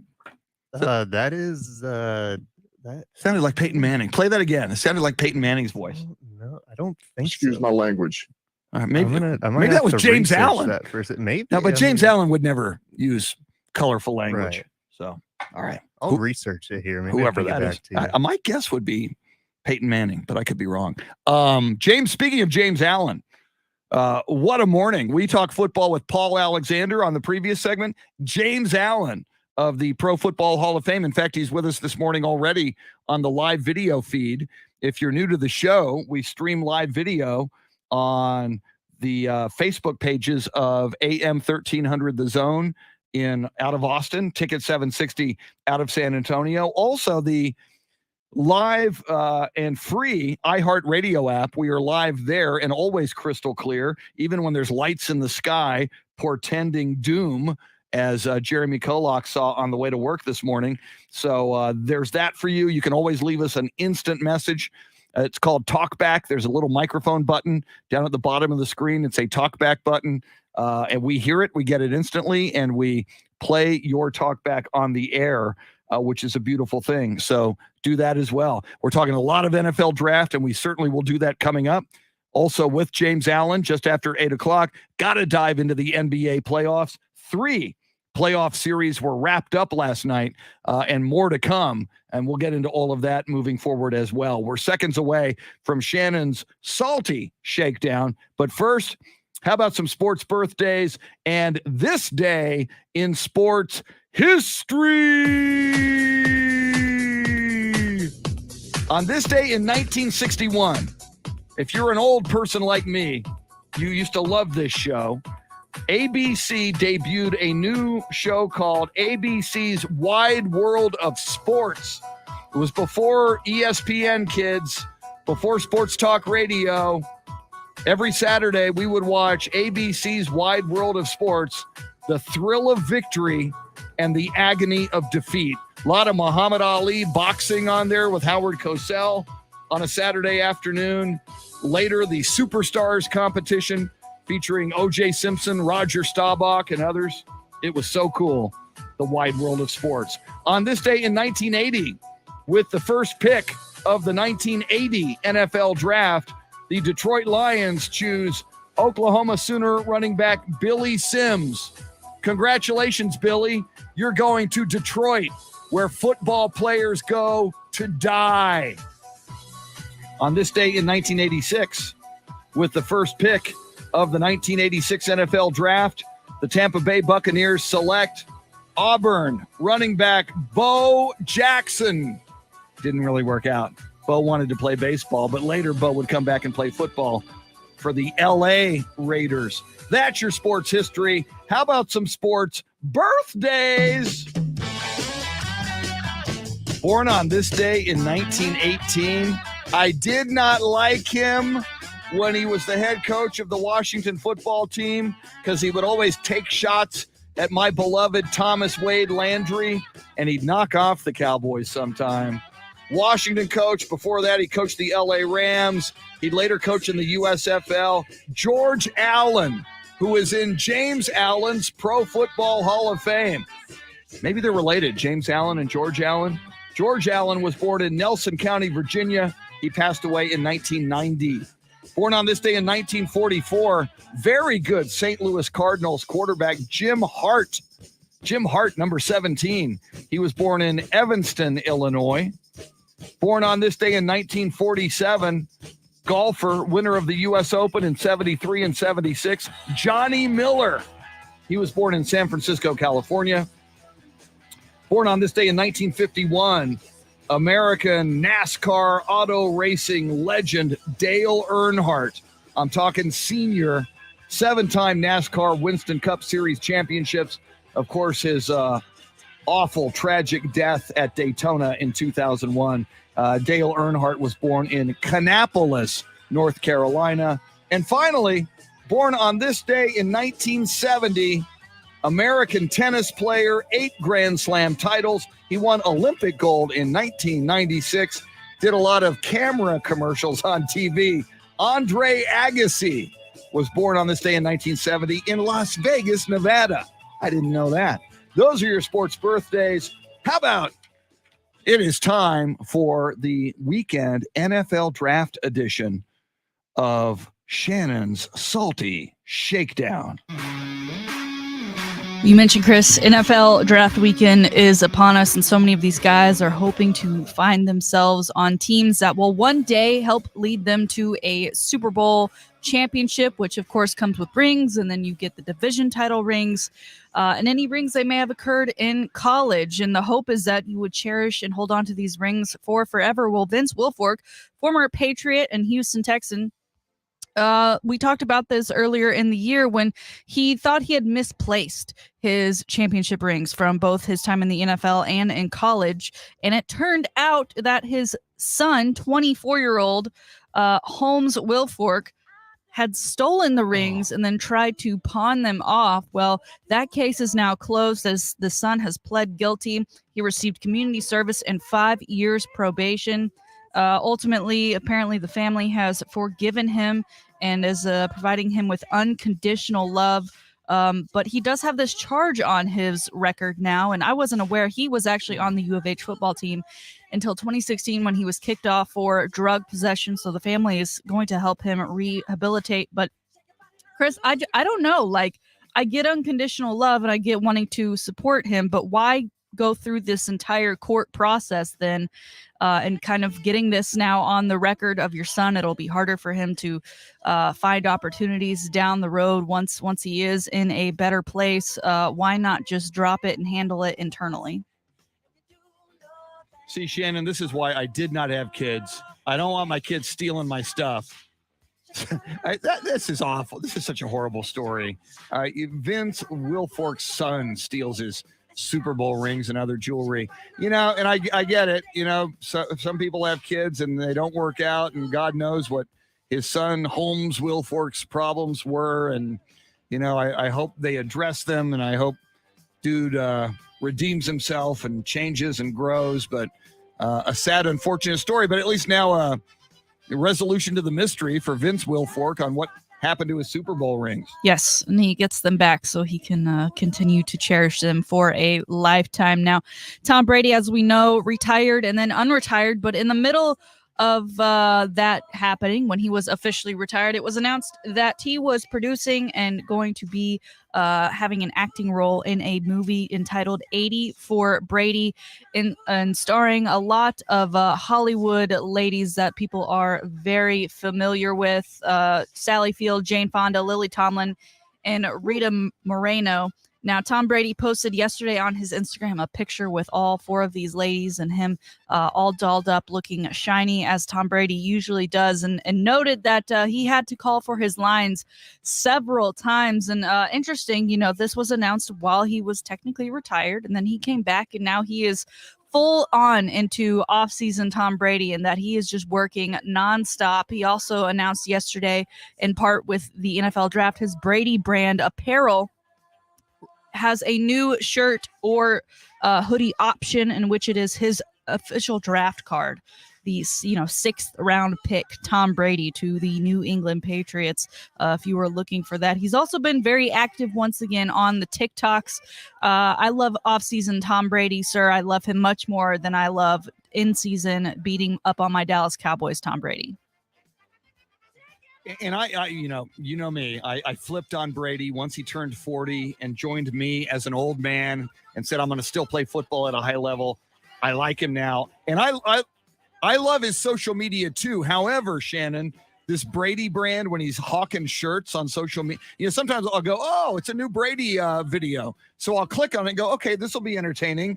And it's Tom hawking his shirts. It's like a shirt for $90. Yeah, because it's Tom Brady brand. That's where he kind of loses me there. It's like thank goodness he provides other very entertaining social media content. But when he's hawking his shirts, which I think are overpriced, and I think his shirts are pretty ordinary. Yeah. He loses me a little bit there, but I still dig him. I'm a fan, and when the Buccaneers play this year, I will watch those games because I like him. If the Cowboys can't go deep in the playoffs, I hope Brady does it again. He's fun. You gotta have Brady money to afford Brady attire. That is for sure. Finally today, Chris, outside of the sports world, some really big news was Elon Musk purchasing Twitter for $44 billion. And after which he tweeted things like that he was going to buy Coca-Cola and put the cocaine back in it.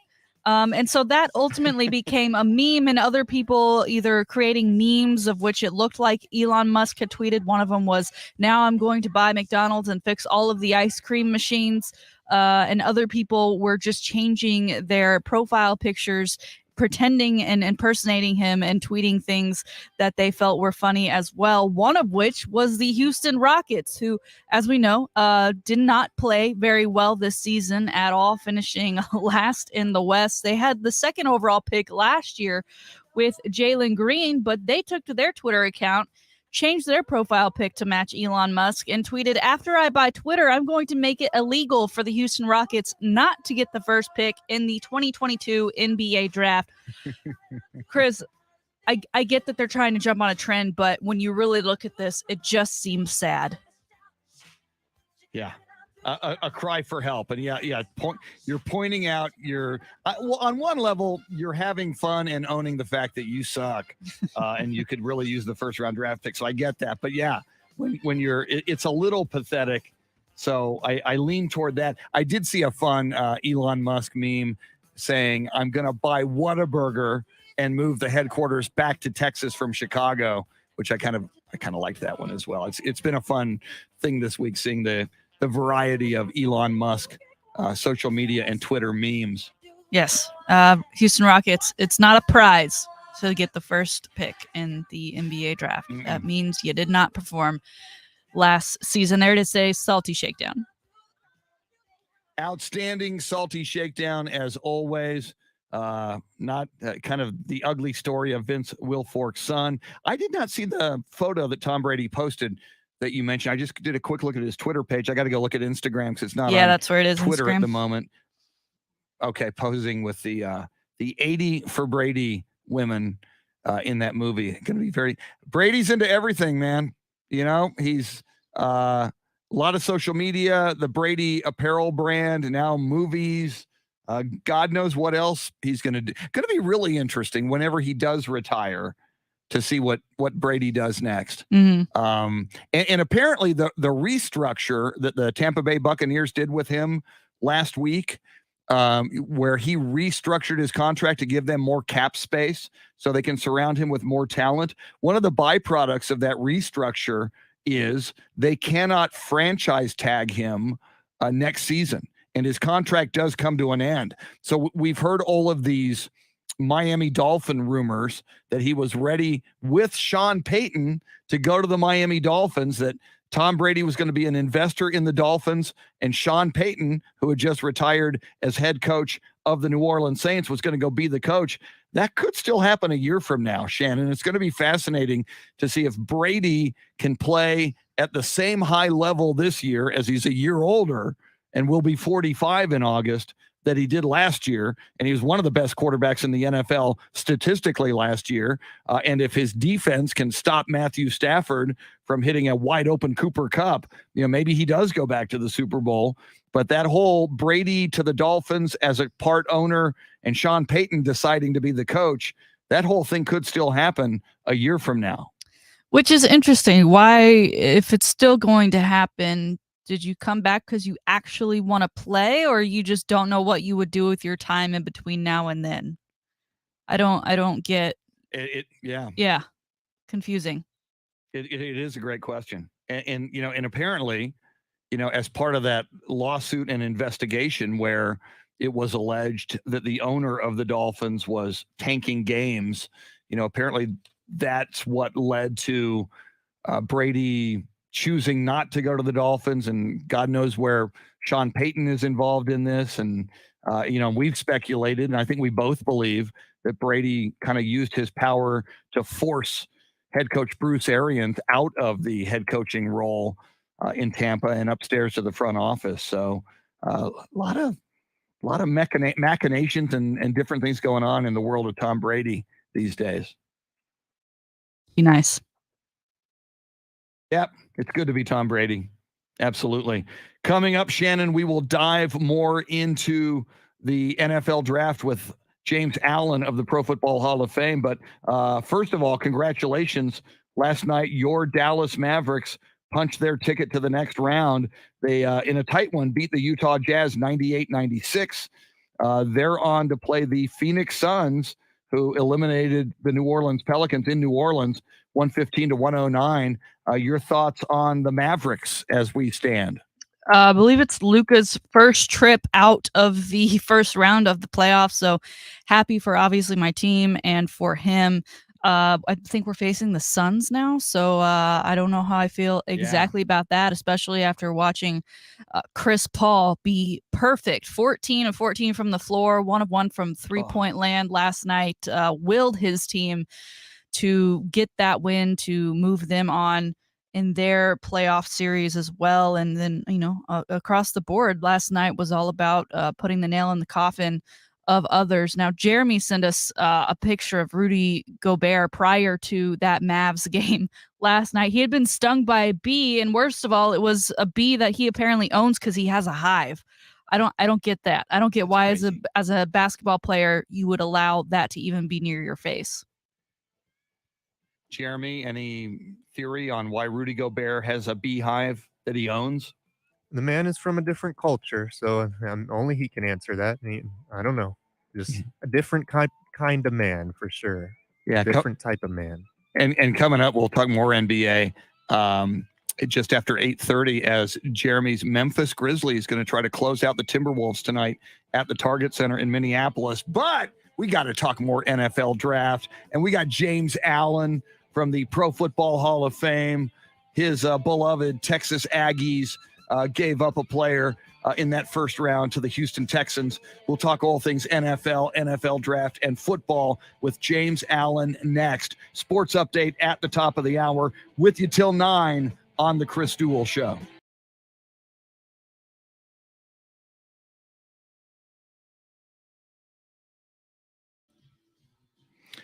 Woo! Good morning, Wes Perkins.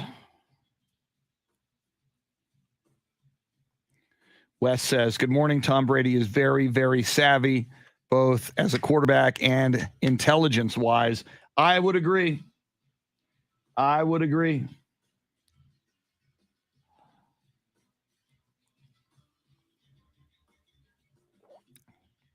Jason Paniagua, we have to save the bees.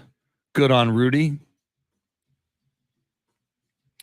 Wes Perkins, the Cowboys were not impressive with their first-round pick. Hope it gets better from here. Offensive line needed, but another who is a penalty magnet. Perfect fit. Yeah, that's a little frightening about him. Tyler Smith out of Tulsa. Jorge says, go Mavs. Luka is awesome. I think I pull for Dallas in that series. I know I would pull for Dallas if they played Golden State. Phoenix, Monty Williams, that's a good story. He's a good man. Jorge's a big fan of Luka Doncic. Yeah, I like Luka a lot. He's one of those guys. How do you not like him?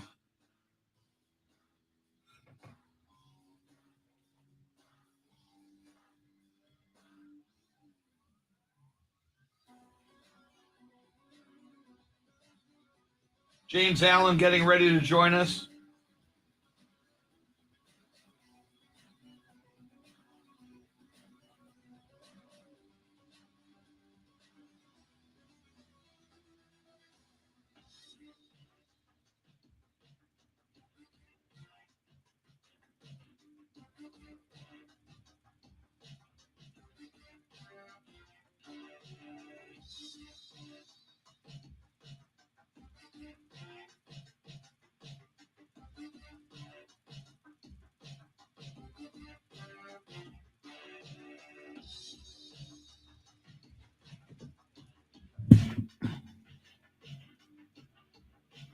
Yeah, good point. By Jason. By Jeremy. All right. Back in a sec. Mike Taylor, ladies and gentlemen. Try to keep the glare off him. You know, I want you to enjoy the full splendor of Mike Taylor.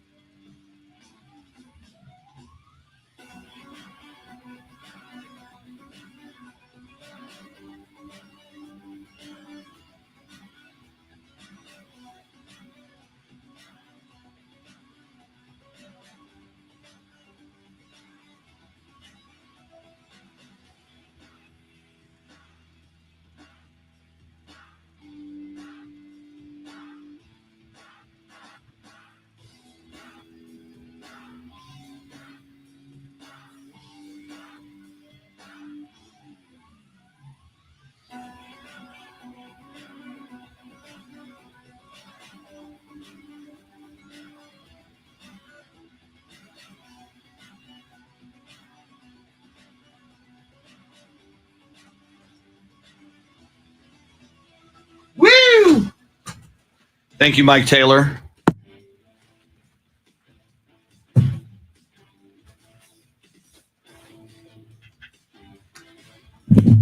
Sincere McCormick, John, most analysts say he will not be drafted, but will then sign somewhere as a free agent.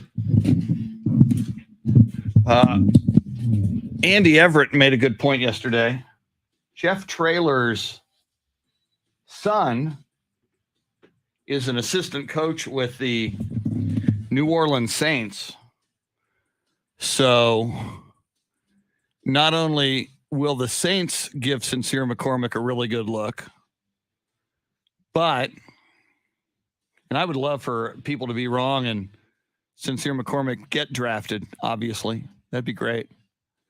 I would hope he'd go to the Cowboys because I think he's very good and can really contribute probably as a backup running back.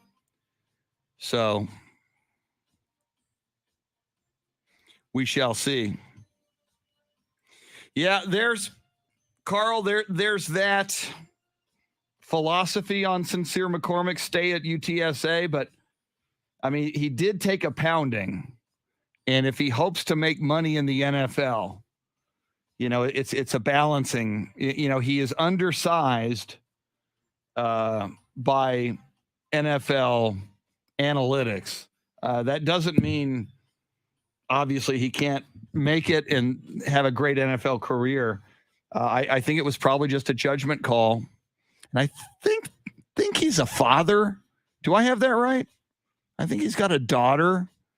So, you know, you stay at UTSA another year, and you just for 2 years nearly led the nation in rushing. You stay another year, sadly, you risk injury. So I guess if he's smart, he and people who know more than I do would have analyzed the market and said, all right, a year from now, how much better will your prospects be than if you go now? How will your chances be that much better of making a team now or then?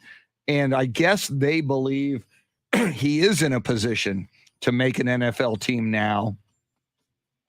So, you know, if you can make some money now, start to, you know, your income earning potential as a NFL player, probably better than a college student, although there is NIL now, and he's a big name at UTSA. And you would hope that UTSA could have found a way, if he stayed, to get him some money, you know.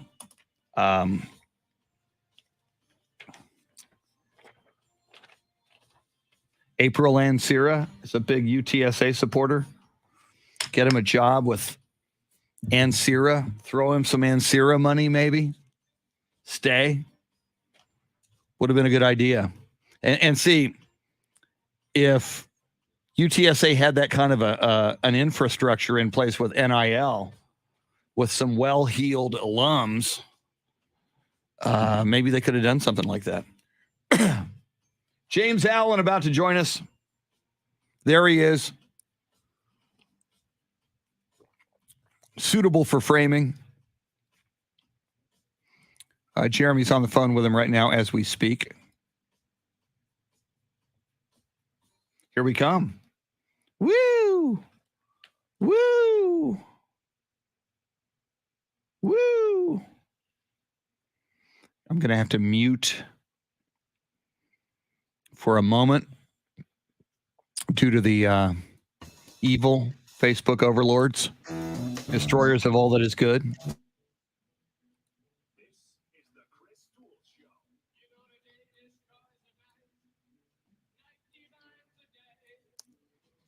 Here we go. Break on through to the other side. Break on through to the other side. Break on.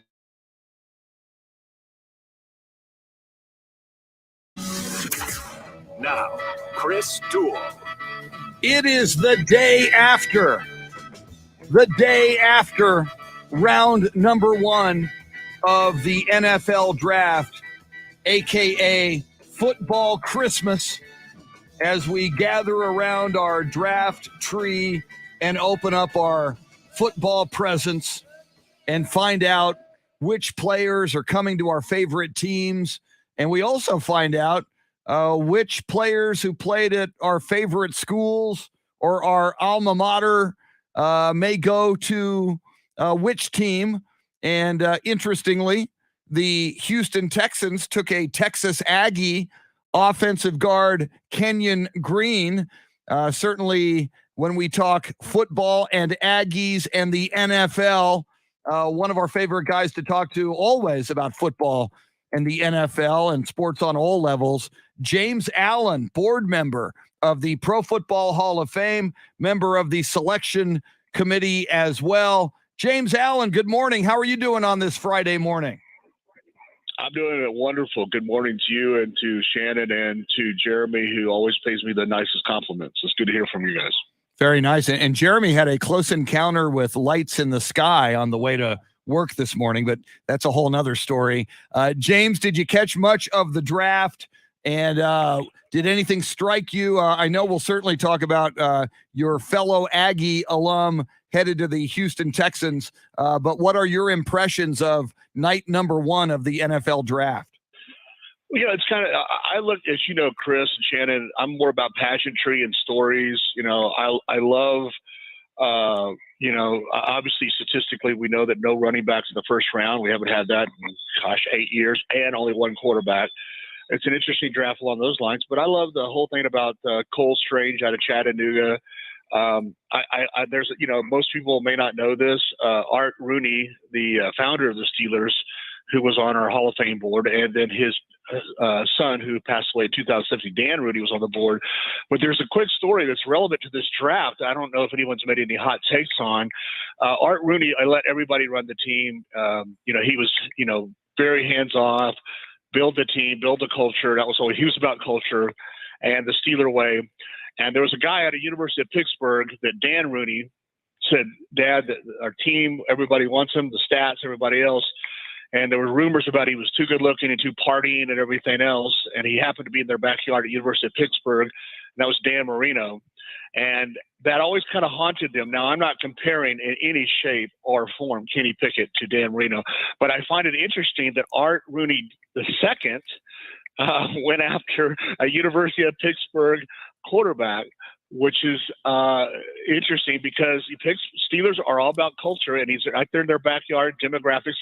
And these are the same arguments that Dan Rooney made to the founder, Art Rooney, years ago. And I just found, I love the pageantry behind that. You know, I thought some interesting things. I thought the Giants did great. The Eagles did great. University of Georgia did great. Offensive linemen who have been doing well, especially with no quarterbacks or running backs, was great. Something that Jerry did a long time ago, or Jimmy Johnson with linemen, and Cowboys kind of got the tail end of that. But you know, 5 of the first 17 picks were offensive linemen, and I think about picks 15 through 19 were offensive linemen. So yeah, just kind of a glance over. You know, and of course, Bill Belichick. I think you know he always likes offensive linemen, which. You know, I found that the Patriots, you know, when they went after Cole Strange at Chattanooga, it was kind of fun. I love that. And I don't know if y'all saw that, Sean, you know, the reaction of the Rams to that pick. They kind of held their hand that they were kind of holding him out for a later pick. And I love stuff like that. Obviously, congratulations to Trayvon and his family going number 1. You know, he had a heck of a against Alabama and a series, and obviously we saw that Georgia set the record for colleges this year with 4 first-rounders because of that. So I love all that pageantry. I was supposed to be there, as you guys know, for the first time ever, and then my son, as everyone knows, is going into regionals today on 2 events, and then we have college visits all weekend. So I wish I was there, but I love those kind of pageantries. And I love, just like back to Cole Strange, which, you know, most people don't know, he doesn't play with gloves. He plays with a single bar face mask. He's an old school guy. So those are I like the pageantry of it.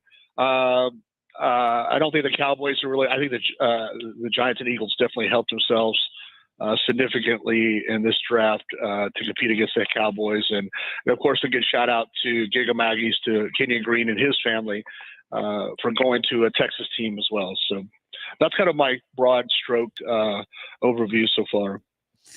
Well, James, you talk about pageantry, and we're used to seeing usually just the coaches making that call to the first round draft picks to let them know that they had been selected, but it's always Jerry for the Cowboys. Why do you think Jerry takes such pride in being the one to make that call, and your grade for the Cowboys and their first round pick? Listen, Jerry, I grew up a Cowboys fan, like I know Chris did, and I don't know about you, Shannon. And I didn't like George Allen. I hated the Redskins. That's all it was kind of hilarious. That was a big part of my life in sports outside of my real life. So, the Cowboys. Look, Jerry's on the board with me, Hall of Famer. He's been nothing. I love him. He's been great. But look, Jerry is Jerry. Jerry is, and everyone knows it. I mean, it's become. Jerry's about himself. I mean, he got rid of his University of Arkansas roommate and national champion guy, Jimmy Johnson, who took the team to stellar modes because of ego. And Jerry's just Jerry. Jerry's going to be on the camera. Jerry wants to be the guy. And I it's kind of, we talk about it, but it's kind of like, I feel the frog and scorpion scenario. You keep getting stung and you're surprised by it. So that's just Jerry being Jerry. And I like that he's consistent, to be candid with you. Yes. Do I think he needs a general manager? Of course he does. But he's, Dan Snyder finally had to concede. Jerry's not going to do it. And I kind of like him that he's consistently that way. But to answer the Cowboys question, listen, people realize they had the best line for a long time. Jerry was putting money there. Actually, that was from Jimmy Johnson telling him to do that. But we got away from that. If you remember real quick, the guy that was that said do the phenomenal running back and everything else, they traded him to the Eagles because he wanted just a little extra money. And then they brought in Ezekiel Elliott. Well, then next and they overpaid for Ezekiel, which not overpaid. They could have got him a lot cheaper. Same with Dak, way overpaid for that. And then, then your defense, and you're reacting because your cap space is taken up by these two players, which you could have got a lot cheaper. That's the disease, not the symptom. And they got the guy to Tulsa, Tyler. He's not a great offensive lineman, and who knows what he's going to do next. He has so many holes to fill, and so little cap space. So I don't know what the Cowboys are going to do, but definitely the Eagles and Giants are making moves. Yeah, and, I felt the same way. As we talk with James Allen of the Pro Football Hall of Fame, and for people just tuning in, we talked about this earlier in the show, but just to recap, the Eagles, as James mentions, they trade with Tennessee. They get a wide receiver, A.J. Brown, who I would make the argument these players in the draft are unknowns. You think they're going to be great, but occasionally there are busts. There will be some busts in the first round, so you don't know for sure. With A.J. Brown, the Eagles already know he's a prolific wide receiver. And James mentions the Giants. They had 2 picks in the first 7 rounds. At number 5, they get Oregon defensive end Kayvon Thibodeau, who some thought could be number 1 overall. Then at number 7, they get Alabama offensive tackle Evan Neal. Paul Alexander rates him the best player, regardless of position, in the draft. So I agree with you, James. As a Cowboys fan, I'm very concerned that the Giants and the Eagles made their team better, and the jury is still out as to whether the Cowboys will make their team better as a result of this draft. James, we got a question for you from our live video feed, and I think it's interesting. Jason Paniagua wants to know, are there stats out there that tell us how many first-round draft picks go on eventually to the Pro Football Hall of Fame, or how many first overall picks go to the Pro Football Hall of Fame? I got to guess, statistically, if you're drafted in the first round and or if you're number 1 overall, you're considered coming out of college to be the best of the best. And the goal in your NFL career is to be the best of the best and go to the Pro Football Hall of Fame. When you watch a draft like this, James, do you think to yourself, hey, in 15, 17 years, maybe 20, I'll be in Canton and this guy, Aiden Hutchinson, or as you mentioned and congratulated, the number 1 overall pick, Trayvon Walker of Georgia, might be in the Pro Football Hall of Fame. Do you think about that as you see the guys walk up to the podium? Absolutely. I used to know that stat. It's a great question. I don't have it with me, and I'm not going to have, obviously Google it while we're on the radio, but I will tell you, if I remember correctly, it's not really the number ones to go to the Hall of Fame. And of course, we all know that because you usually go to bad teams, especially quarterbacks and running backs, right? I don't care if you're the best quarterback ever. You can't play when they say ready, set, hike, and you're on your back, i.e. Carr at Texans or Vinny Testaverde at Tampa Bay, et cetera, or Detroit. Anyway, so that's usually what you see in that 3rd to 10th or 20th first round Hall of Famers. Yes, of course. And again, linemen will make it more often, even not on a winning team.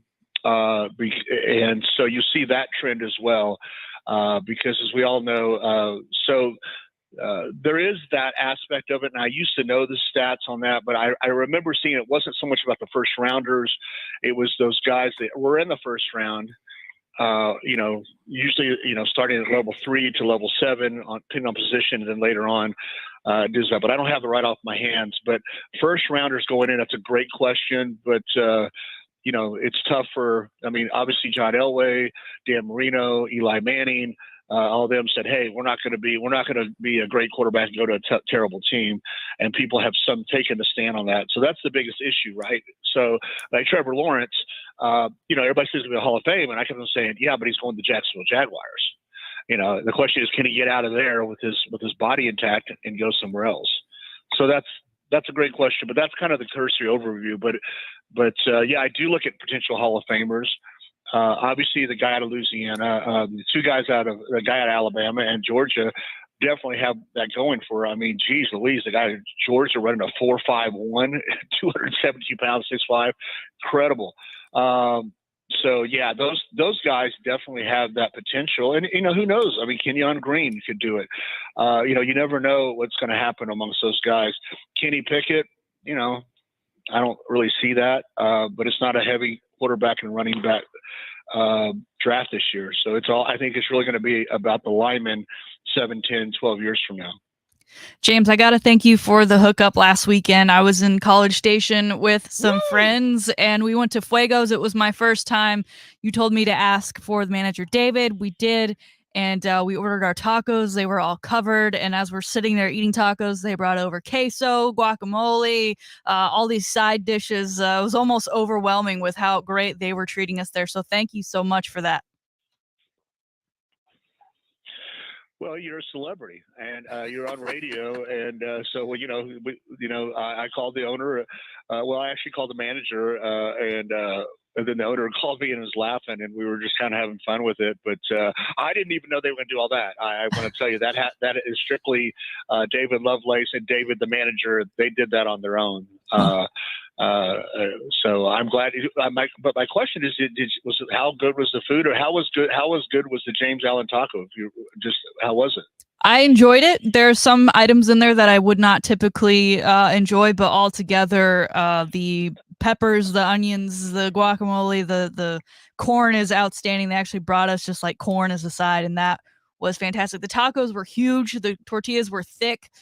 Super hearty meal. I just, they kept hooking us up, and I was like, this is creating a false impression for my friends right now who haven't been out with me that much.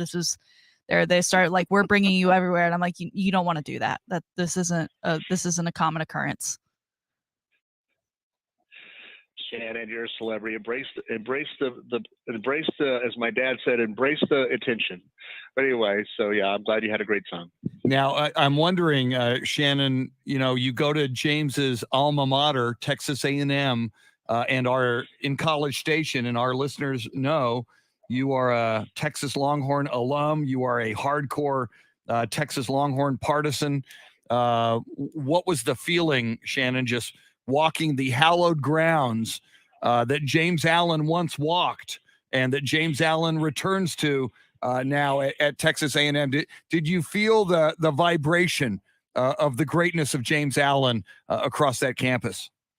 I mean, I had him in the back of my mind when I would see things like a gentleman walked by me at one point who was wearing a saw 'em off hat, and just, don't embarrass yourself and don't embarrass James, because we don't want this coming back and reflecting poorly on him.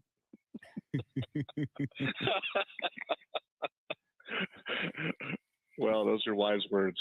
Very, very cool. Go ahead, James. Yeah, one of the things I was saying about the draft, and I appreciate that, Shannon. Thank you, and thank you again, Fuegos, not only naming stuff after me, which again, your listeners brought up to my attention in San Antonio, so thank you for that. Another thing is, I'm a big fan of the Saints, although Mr. Benson is no longer with us.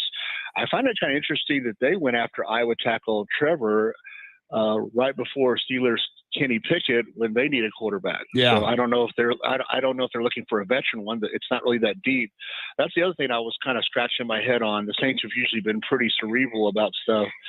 So I found that to be interesting. And but I don't know if people also know on a tangible thing, we all know Amazon is Thursday night football's coming up. We know the announcements, everything else. I don't know if people know that Amazon just did a huge deal with One Championship, which is going after UFC. And everybody's going after the UFC before, which is actually owned by the Chinese. Most people don't know that. And Amazon just signed a big deal. So Apple and, our Amazon's the Thursday night football. We know that and everything else. So these big boys are all getting involved with these sports and NFL and which is great. It's, more people, which is Goodell's always said he's going to have more people can watch more sports. So I'm really loving that, and including the NFL draft and how he presented that. And I don't know about this next round. I don't know if there's anything really exciting, but I think you're right, Chris. I think this draft is there's going to be some diamonds in the rough, and there's going to be a lot of that weren't. But I think the O-linemen, assuming they stay healthy, I think, as I said before, we're going to see some people that do really well, and hopefully maybe one or two Hall of Famers come out of it.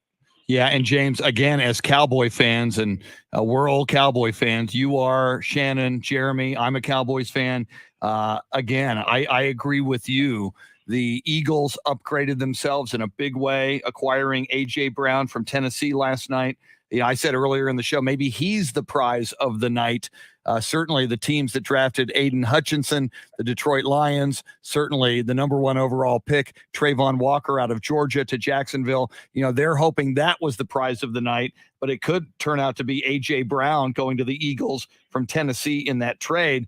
But as we just talked about, Eagles make themselves better. Giants really make themselves better.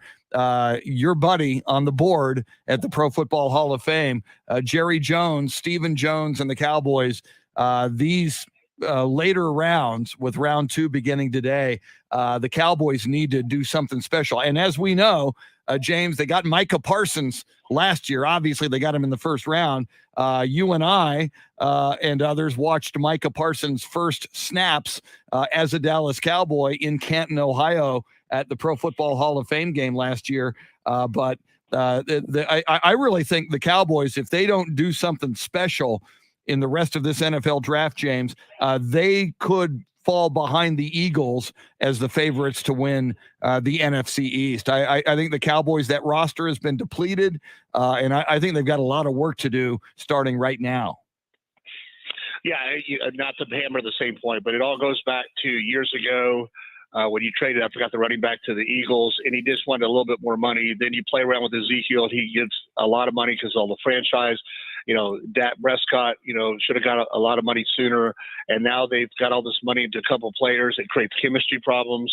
And you forget, you could have Johnny Unitas or Peyton Manning or whoever, Dan Reeder or Brett Favre and back there. But if you don't have anybody to block, it doesn't matter. And the Giants are woefully rechanneling their front office, rechanneling their thinking, and Eagles, and they're going to catch and pass Jerry here pretty soon because they're thinking long term. And you're right. I'm curious to see what Jerry and Steve do the next couple rounds, but has not been very promising lately, especially because they're literally paying for 2 players that they could have gotten 4 or 5 players for. I mean, look, Tom Brady and the Robert Kraft, redid his contract over and over and over and over again, where guys were getting 14, 16, 18, 20 million, and Tom Brady's making 8 or 10 because he wanted better players around him because he wanted to win, which I think makes Tom Brady amazing. So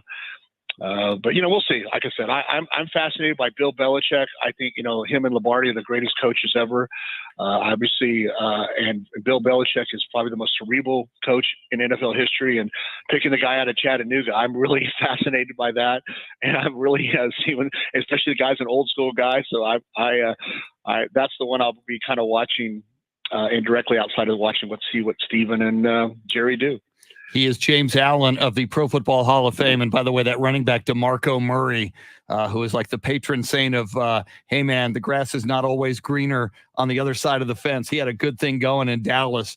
And once he left and went to the Eagles, he was never the same. It's going to be very interesting when CD Lamb, and it comes time for him to get paid. We've seen a lot of these wide receivers like Tyreek Hill, A.J. Brown, and others say, I want my money. Deebo Samuel's doing that right now, saying, I want my money or I want to go. We'll see how loyal CD Lamb is to the Cowboys when it comes time for him to get paid. James Allen, as always, very insightful, great stuff. Thanks so much for joining us on a Friday, the day after round one of the NFL draft. We always appreciate it. We look forward to talking with you next week. Shout out to Mom and Dad. Good luck today, my son. I'm so proud of you. All district academics, all everything. I didn't even know yesterday the coaches told me he was MVP. He didn't tell me that, captain of the team and everything else. That's typical of my son, and I'm so proud of that. And so I'll be doing that all day today. And so I love you guys. Have a great weekend. And remember, Cowboys, like the Steelers and the Patriots, it's all about culture and taking care of the whole team, not focus on a couple of players. I love you guys. Love you too. James Allen of the Pro Football Hall of Fame. And Shannon, as James says, crowd goes wild. We got a huge studio audience this morning. James says for the Cowboys, it's all about culture. That's what scares me. There's no culture. It's a country club, and that's one of the big problems. And Mike McCarthy is not going to instill culture. I pray to God, if it goes bad this year, that Sean Payton can be convinced to come and take over this Cowboys team. Yeah, the culture of the Dallas Cowboys is that Mike McCarthy is always first in line at the cafeteria. Yeah. It sure looks that way. It sure, and that's me as a fellow fat guy, fat shaming Mike McCarthy. Very, very good. Quick break. Let's talk. Let's talk more NFL draft, and we gotta talk NBA playoffs. They are heating up. 3 teams last night, including Shannon's Dallas Mavericks, punched their tickets to the next round of the NBA playoffs. Tonight, Jeremy KOLOK's Memphis Grizzlies can set up a date with the Golden State Warriors if they can beat the Minnesota Timberwolves tonight in the Target Center. So we'll talk NFL draft, NBA playoffs, and more. She is Shannon Salty Sweeney. Jeremy KOLOK seeing lights in the sky this morning as he comes to work. We're with you till 9 on the Chris Duel Show.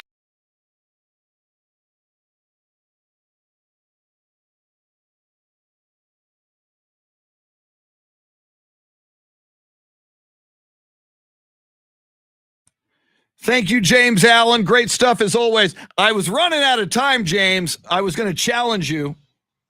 You said the 2 greatest quarterbacks, Bill Belichick and Vince Lombardi. It's buried under some stuff. I would nearly pull out my Tom Landry poster. The greatest coach ever, Sir Thomas Wade Landry from Mission, Texas. I'm just saying. Is today Willie Nelson's birthday, Jason? Did I miss? Jason is saying today's Willie Nelson's birthday. I'm going to Google that. If it is, we should probably come back with some Willie.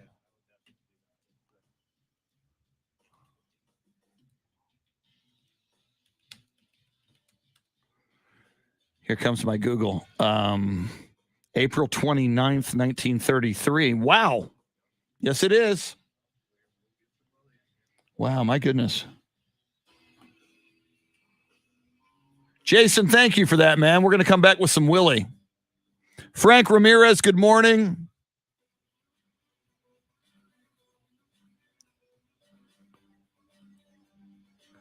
Dave Emilio saying, how about them Cowboys? Well, yeah, James, the shotgun, and as you know, the flex defense. And just, multiple offensive set. And as you know, I know you know all this, James, but for everybody else, that Dallas Cowboy offensive line movement, where it's so brilliant. Cowboy offensive line would come to the line, quarterback call the signals, they'd stand up for a moment and then go back down into their 3-point stance. And what that was to do, to disguise, the running backs would then shift and to just give the defense one less moment of seeing what the running backs, what their alignment was going to be in the backfield. Just absolutely brilliant. There you go. And I know you know that, G. I know you're a Landry fan. I was just going to, when I heard you omit his name, I was going to take issue with that and give you some crap. So.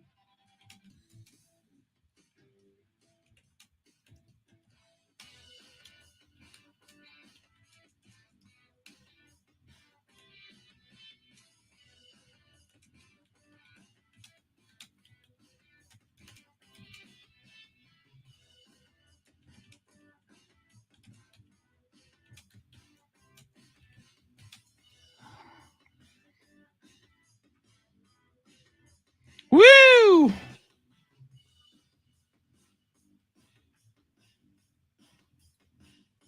Frank, where'd you hear that rumor, man? And I know it's Donovan Mitchell for everybody else, but I have not heard that rumor. The only thing about Spurs rumors, Frank, I've learned over the years, and there's always a lot of them, but when people think they know what the Spurs are going to do, most of the time they're wrong. Although it's going to be fascinating with these 3 first-round draft picks to see what the Spurs come up with. And they got a ton of salary cap room. So they have an opportunity right now, and that NBA draft is in June. I'll Google that.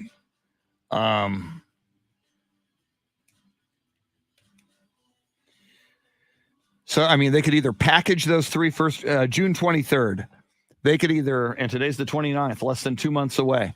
They could either package 1, 2, or all 3 of those draft picks, go after a Donovan Mitchell. We talked about Kevin Durant earlier this week, and that might not be as outlandish as it sounds. Durant liked Pop playing for the Olympics under Pop. Things are not going well in Brooklyn. Durant likes Austin and is a Longhorn alum, even though he was just there for a year. I'm not saying it's going to happen or it's likely to happen. It is unlikely to happen. But Pop is what, 73 now? I think one of the reasons Becky Hammond left, and I think one of the reasons Edere Messina went back to Europe, he was the lead assistant, and many thought he was the coach in waiting. I think Pop and R.C. Buford don't want to leave until they get this job done with this reboot. And if you brought in a veteran like a Kevin Durant, or to your point, Frank, Donovan Mitchell, an impact all-star to go with DeJounte Murray and this young Spurs core, you could be a contender right away in the Western Conference. I think they're that close. So we'll see.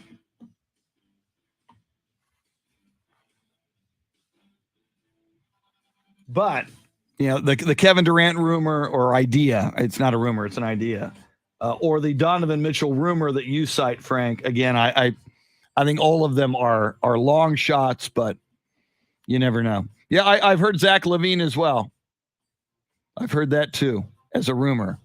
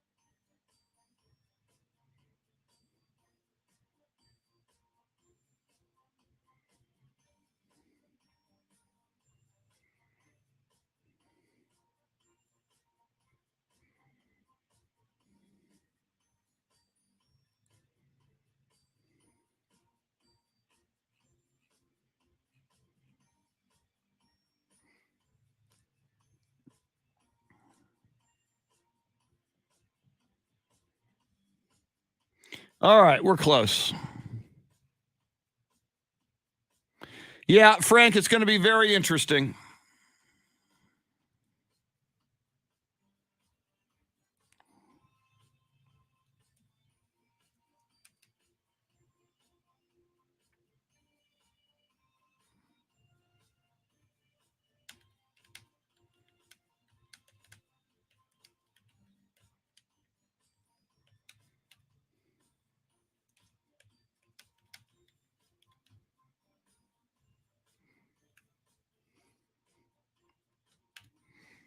All right. Woo! Here we go. All right, we'll dive into a little NBA. So let me see.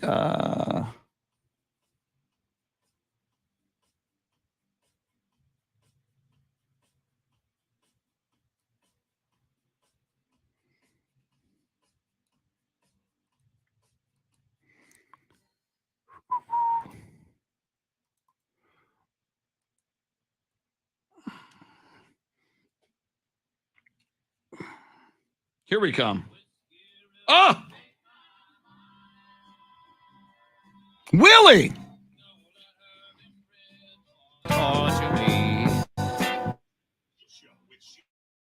Salty Sweeney.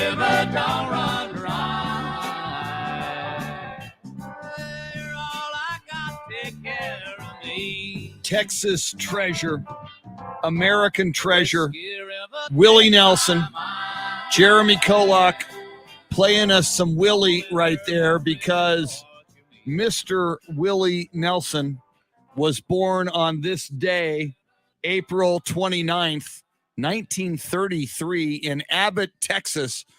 That makes Willie 89 years old today.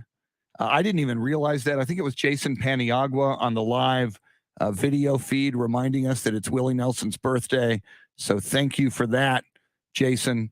Man, oh man, oh man. Willie Nelson. I even posted on Facebook yesterday. Somebody sent me a country music song, and I'm not a big country guy, but Willie is country. So I said I'm a Willie guy. I'll tell you that. I'm learning to like country. Shannon, are you a country music person? Yes. And today and tomorrow, but today being the first is Moody Center is the official opening ceremony performance concert that is to kind of be the grand reveal. Includes Willie today as well as the king of country himself, Mr. George Strait. So huge night Willie for country on music his in birthday. Austin. Yeah, I didn't put that together. So good for him for using his birthday to do this. The fun part.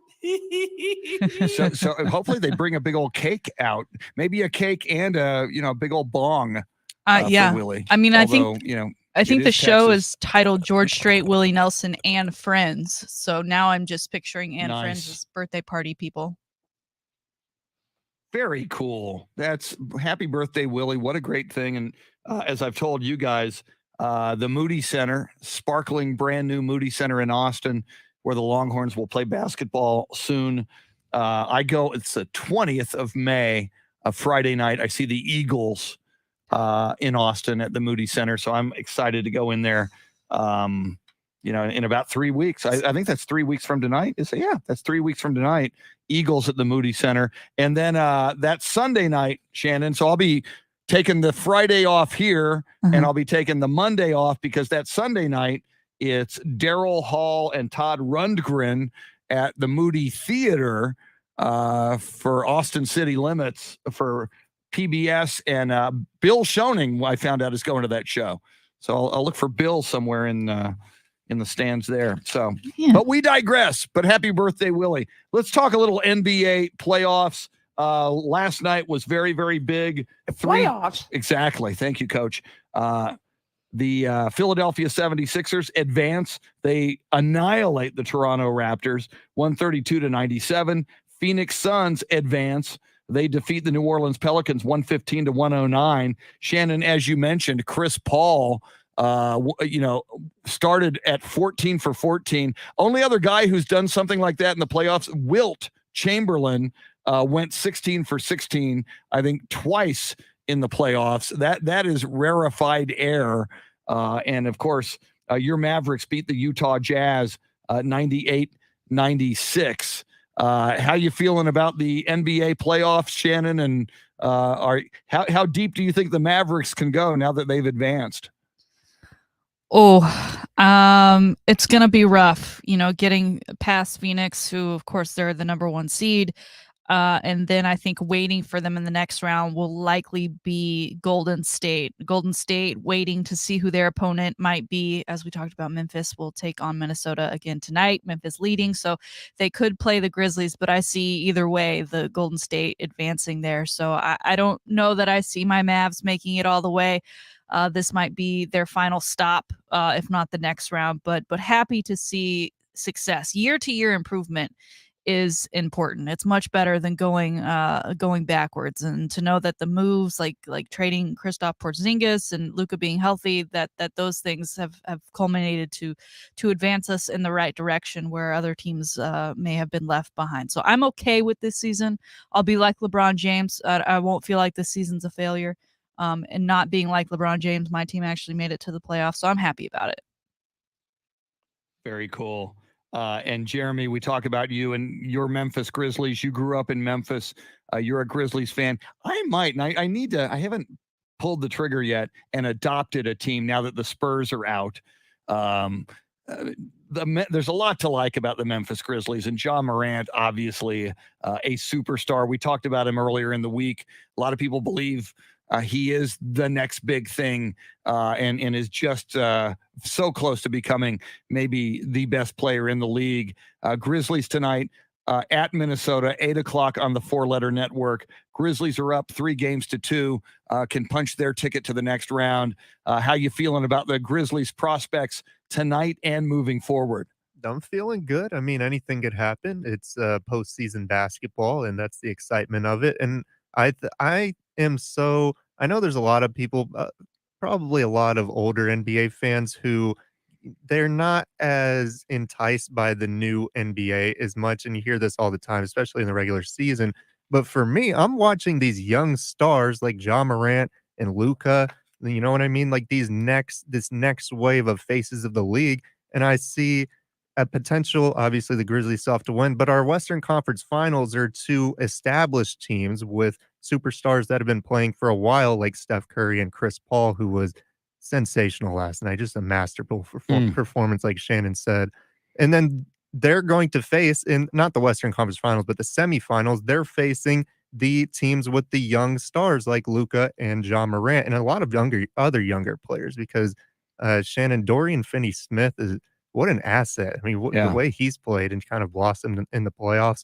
And the Mavericks, their offense, they made the Jazz look silly. I mean, the way that Rudy Gobert, every single possession, he has to pick between either he stands in no man's land because he has to make that decision of either helping on Luka Doncic on the pick and roll, because Luka's going to drive by anybody that's in front of him. It doesn't matter. He's just too fast and he uses his body too well.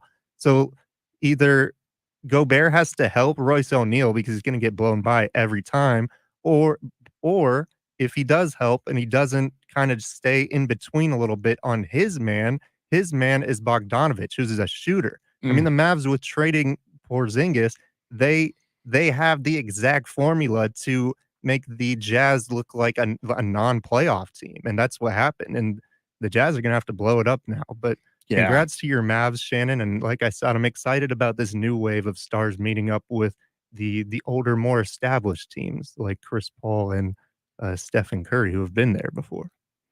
Very, very cool. Yeah, in Memphis, again, I like Milwaukee. I like the smaller markets, and Memphis hasn't gone deep and done huge things in the playoffs yet in the NBA. So that'd be very, very cool for them. Shannon, Jeremy mentioning established stars, these young guns. Back to the established stars. LeBron James getting a little heat in Los Angeles for the Lakers' woes this season. What do you know about that story? Yeah, I think LeBron, anytime a team doesn't succeed, it's easy to point at, the coaching staff, the organization, or that star player for not being able to get it done. And LeBron has been through that a handful of times throughout his career. But in this instance, where he also was kind of playing the GM in bringing Russell Westbrook to the Lakers. And remember, when he was announced as a Laker, there were murals of him. He was coming home. It was the celebration. He's going to be such a great asset. They've struggled to kind of have a point guard and maintain a point guard for some time. LeBron was kind of mixing in with the duties of it. It was going to be a great addition to an already stacked roster with names you knew and were familiar with.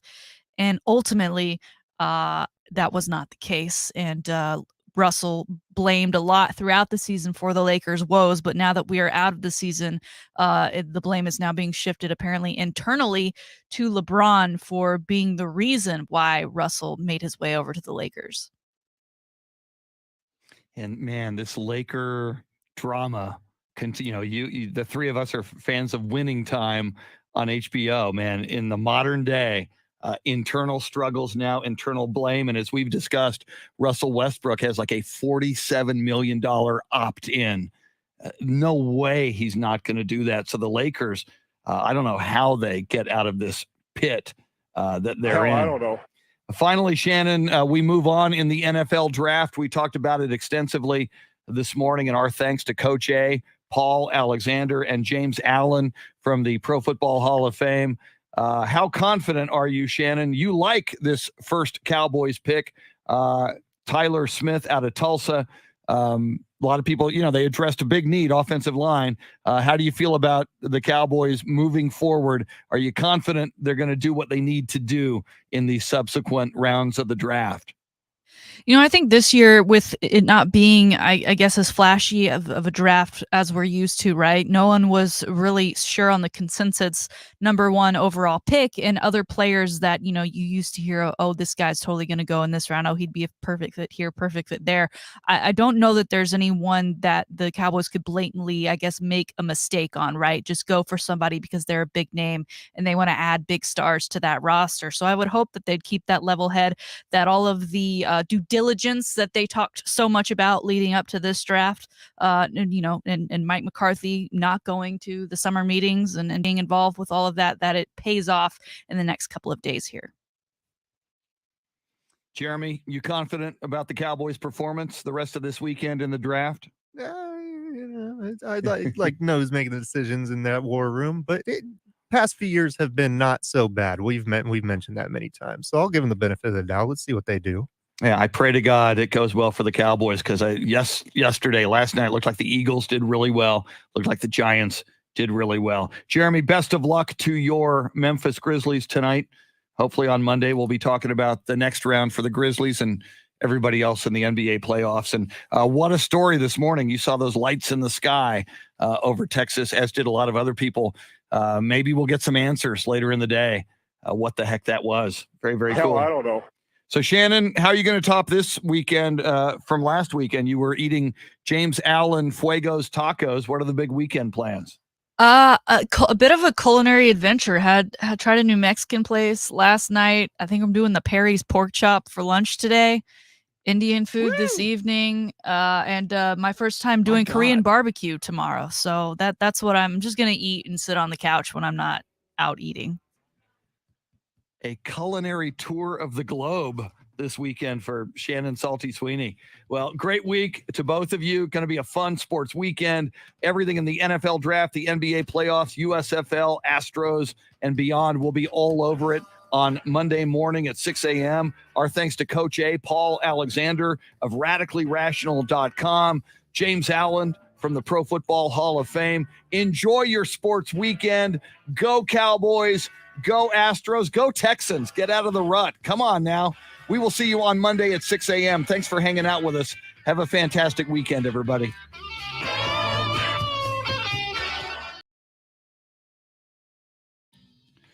Adios, Frank. Everybody else who may be here, 9 of you at the moment. We will see you on Monday. Jason Paniagua, thank you. 69 hours. Thanks for doing the math, Jason. And thank you on Willie. I totally missed Willie Nelson's birthday. What's wrong with me? You get a producing credit, Jason. Go Cowboys, go Astros, go Houston Gamblers, go Texans. Have a great weekend.